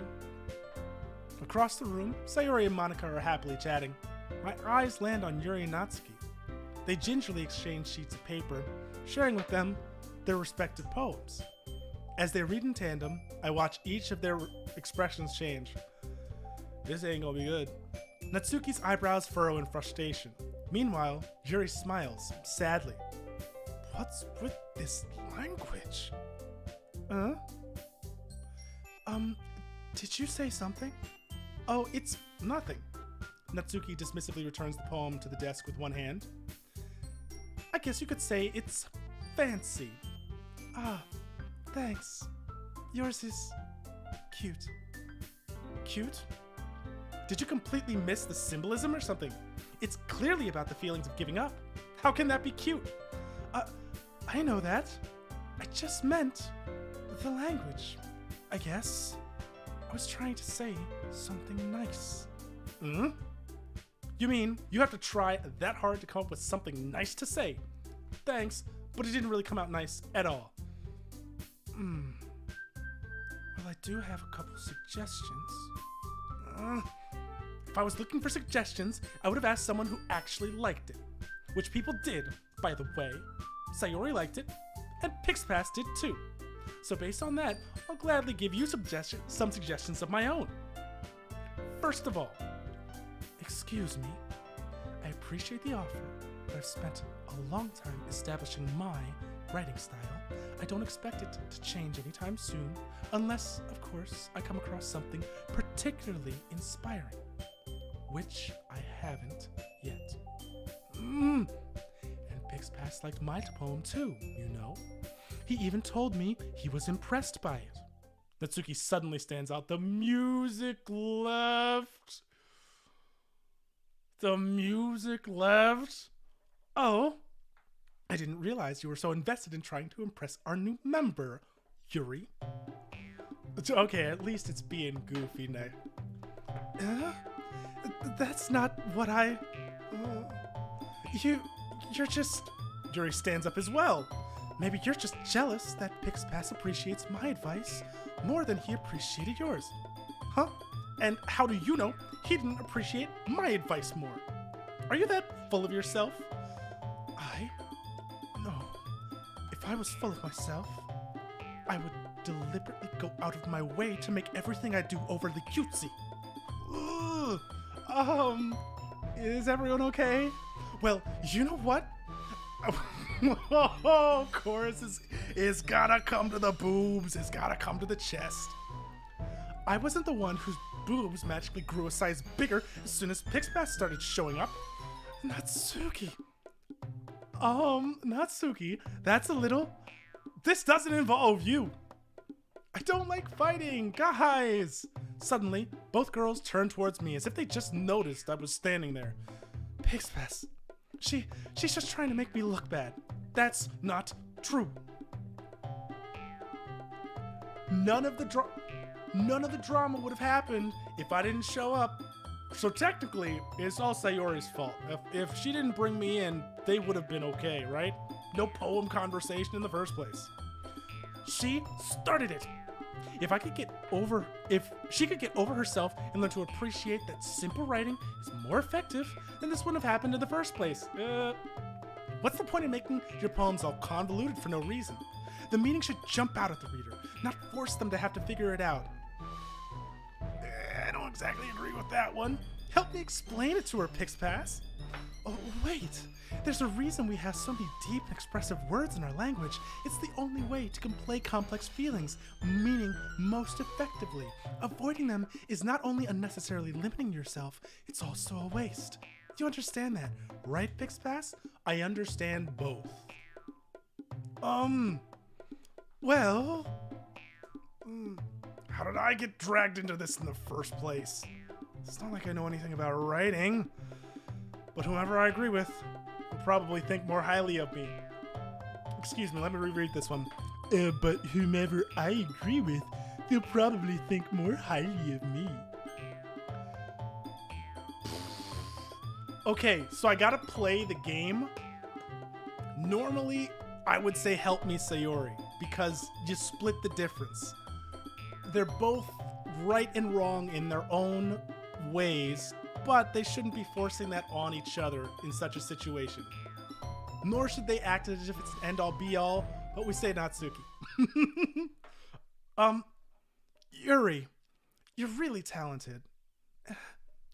Well, but Natsuki has a point. I think that, rack my brain in an attempt to back myself up, I think that conveying feelings with a few words can be just as impressive as well. It lets the reader's imagination take over, and Natsuki's poem did a really good job at that. Yeah, it did, didn't it? I'll come back to that. Shows how much you know, but of course, if you're gonna be stuck up like that, you also do need to take a couple of steps back. That doesn't mean that you get to throw shade at Yuri in such a way. That's not quite fair. In fact, it's a little barbed. Trim your edges. That's not... Natsuki, I think that's enough. Huh? Me? But she was so mean to me. Natsuki's voice whines. Look, what we talked about yesterday was right. Writing is a really personal thing. I'm surprised we don't have animated emojis for that quite yet. The Z formation snap would be all over. Writing is a really personal thing, and sharing it can definitely be hard. Thank God he's speaking some sense. It looks like what we learned today, well, it looks like we learned that today. Even small criticism can lead to something pretty heated. I glance over my shoulder. Sayori is nodding vigorously. Yeah. So, you don't need to feel threatened. You're a great writer, Natsuki. Natsuki's voice gets caught in surprise. Thanks for noticing.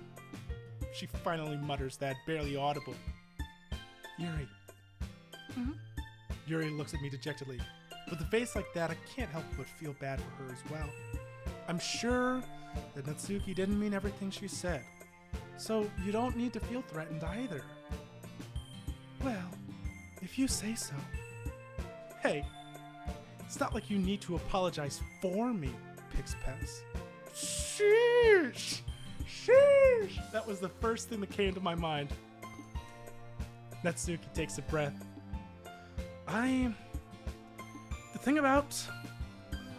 Natsuki glances around the room. But everyone stop staring at me! Unsurprisingly, Natsuki has a harder time with it than she boasted. Sayori and Monica both look away. Anyway, the thing about your boobs. I didn't mean it, okay? That's all. Natsuki looks away, avoiding eye contact with everyone. Yeah, you're naturally beautiful, Yuri. Sayori. I'll go make some tea. I was just trying to help. I'm sure that she appreciated it, Sayori. I pat Sayori on the shoulder. Well, now that we're past that, everyone's read each other's poems, right? I hope that this was worthwhile for everyone, especially you, Pixpass. And to be honest, it's a nice change of pace from the lazing around we got a little used to. That was okay. So my joining the club was responsible for ruining the atmosphere. Georgie, you called it. We ruined it. No, not at all. Not at all. There's still time before we go home, so we'll all relax for a bit. Of course, besides chatting, we do literature-based things in the club room, so we can take this chance to pick up a book or do some writing. After all, that's what club is for. I disagree, Monica. About what? That's not the most important thing about the literature club. The most important thing is the friends we made along the way. It's about having fun. Of course.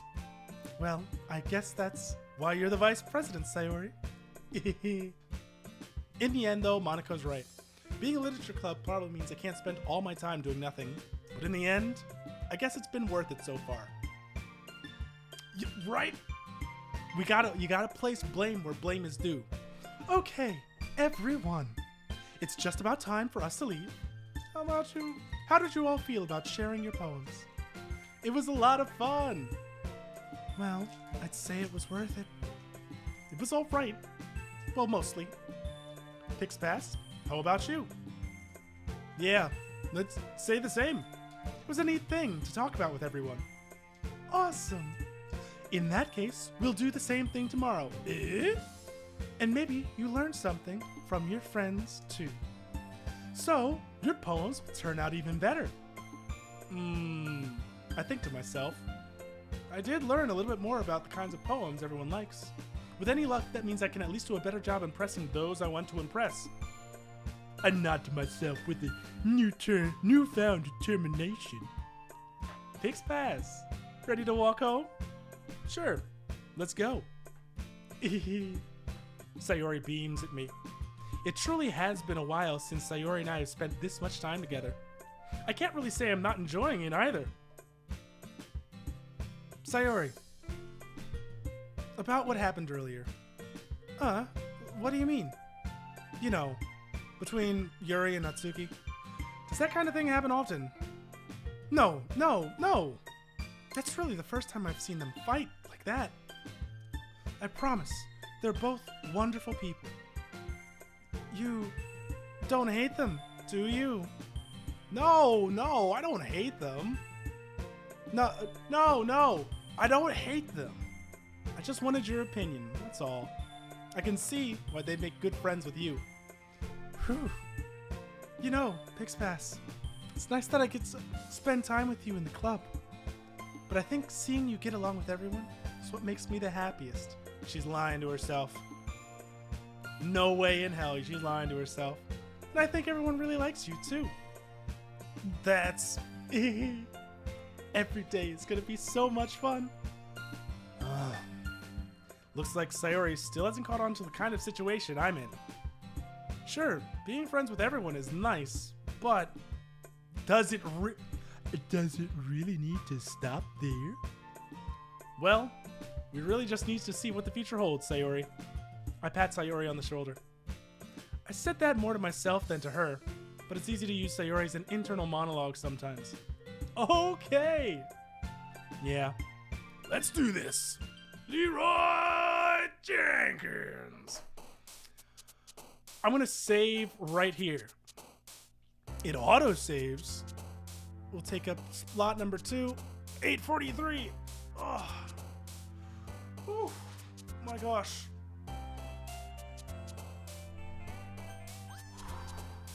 We're gonna take that. Exit DDLC. Binary thin client. Steaded RAM. Chip RAM. Excuse me? Excuse me? Excuse me, what the?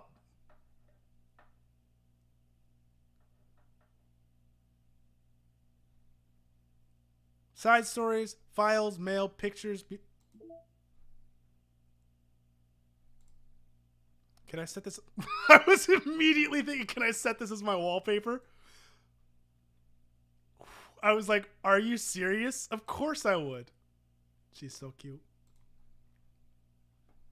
Not that I've had experience doing that before. Look at her! Oh my gosh. This was mad fun. So there's like stuff going on. This I have no clue about, but I am intrigued by. I am intrigued by. So yes, we will quit out of that one.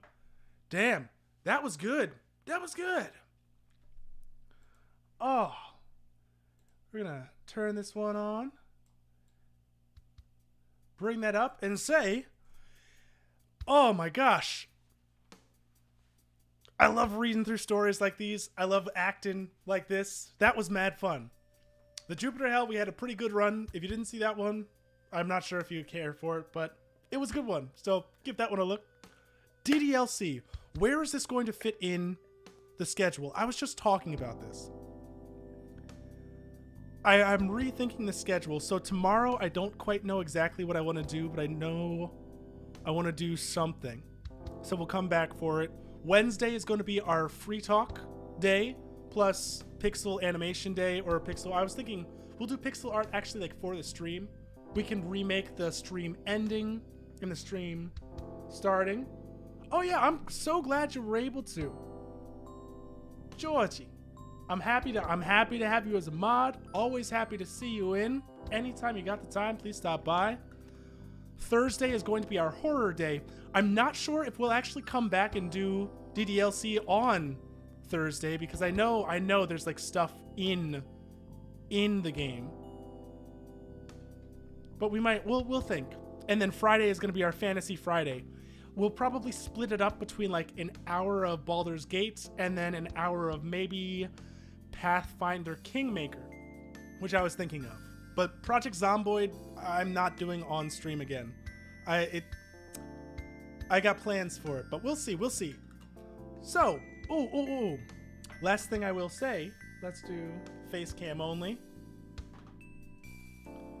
This was I'll give you a little quick one here. This was a poem that I wrote about trash because when I was walking around on the streets of my city years ago, when I was actually in a poetry class in college, there was this ad campaign going on where they did like beat poetry and slam poetry. It was on the side of trash cans and it was on like commercials, and it really didn't help. It was very cheesy in my opinion. So I wrote one that said, "This city has a heartbeat that beeps and screeches of puttering people who leak excretions. They let fall little like the greener call, get a bike. And just as no one listens, no one's signing a petition pledging cleaner streets for all. They just let that litter fall. It clogs up arterial streets like too many platelets or backlogged patients in need. Now that's an overfilled wait list. But this city needs no IPP, nor need we need an MD, see? The proper prescription is you and me to agree to clean this city with a capital C." So that was a fun one that I wrote long time ago, and I have not written anything nearly as good since. Though, regardless, till the next time. Oh, before I say that, if you liked the video, please do like the video, like the stream. Stop by sometime. Should be 5 o'clock every day that I'm able to. If you like me, please do subscribe. I'll be posting more videos, doing more streams. And for real this time, till the next. Thank you so much, Georgie. They're being kind. They're being kind. No matter who, no matter how, and no matter where. Thank you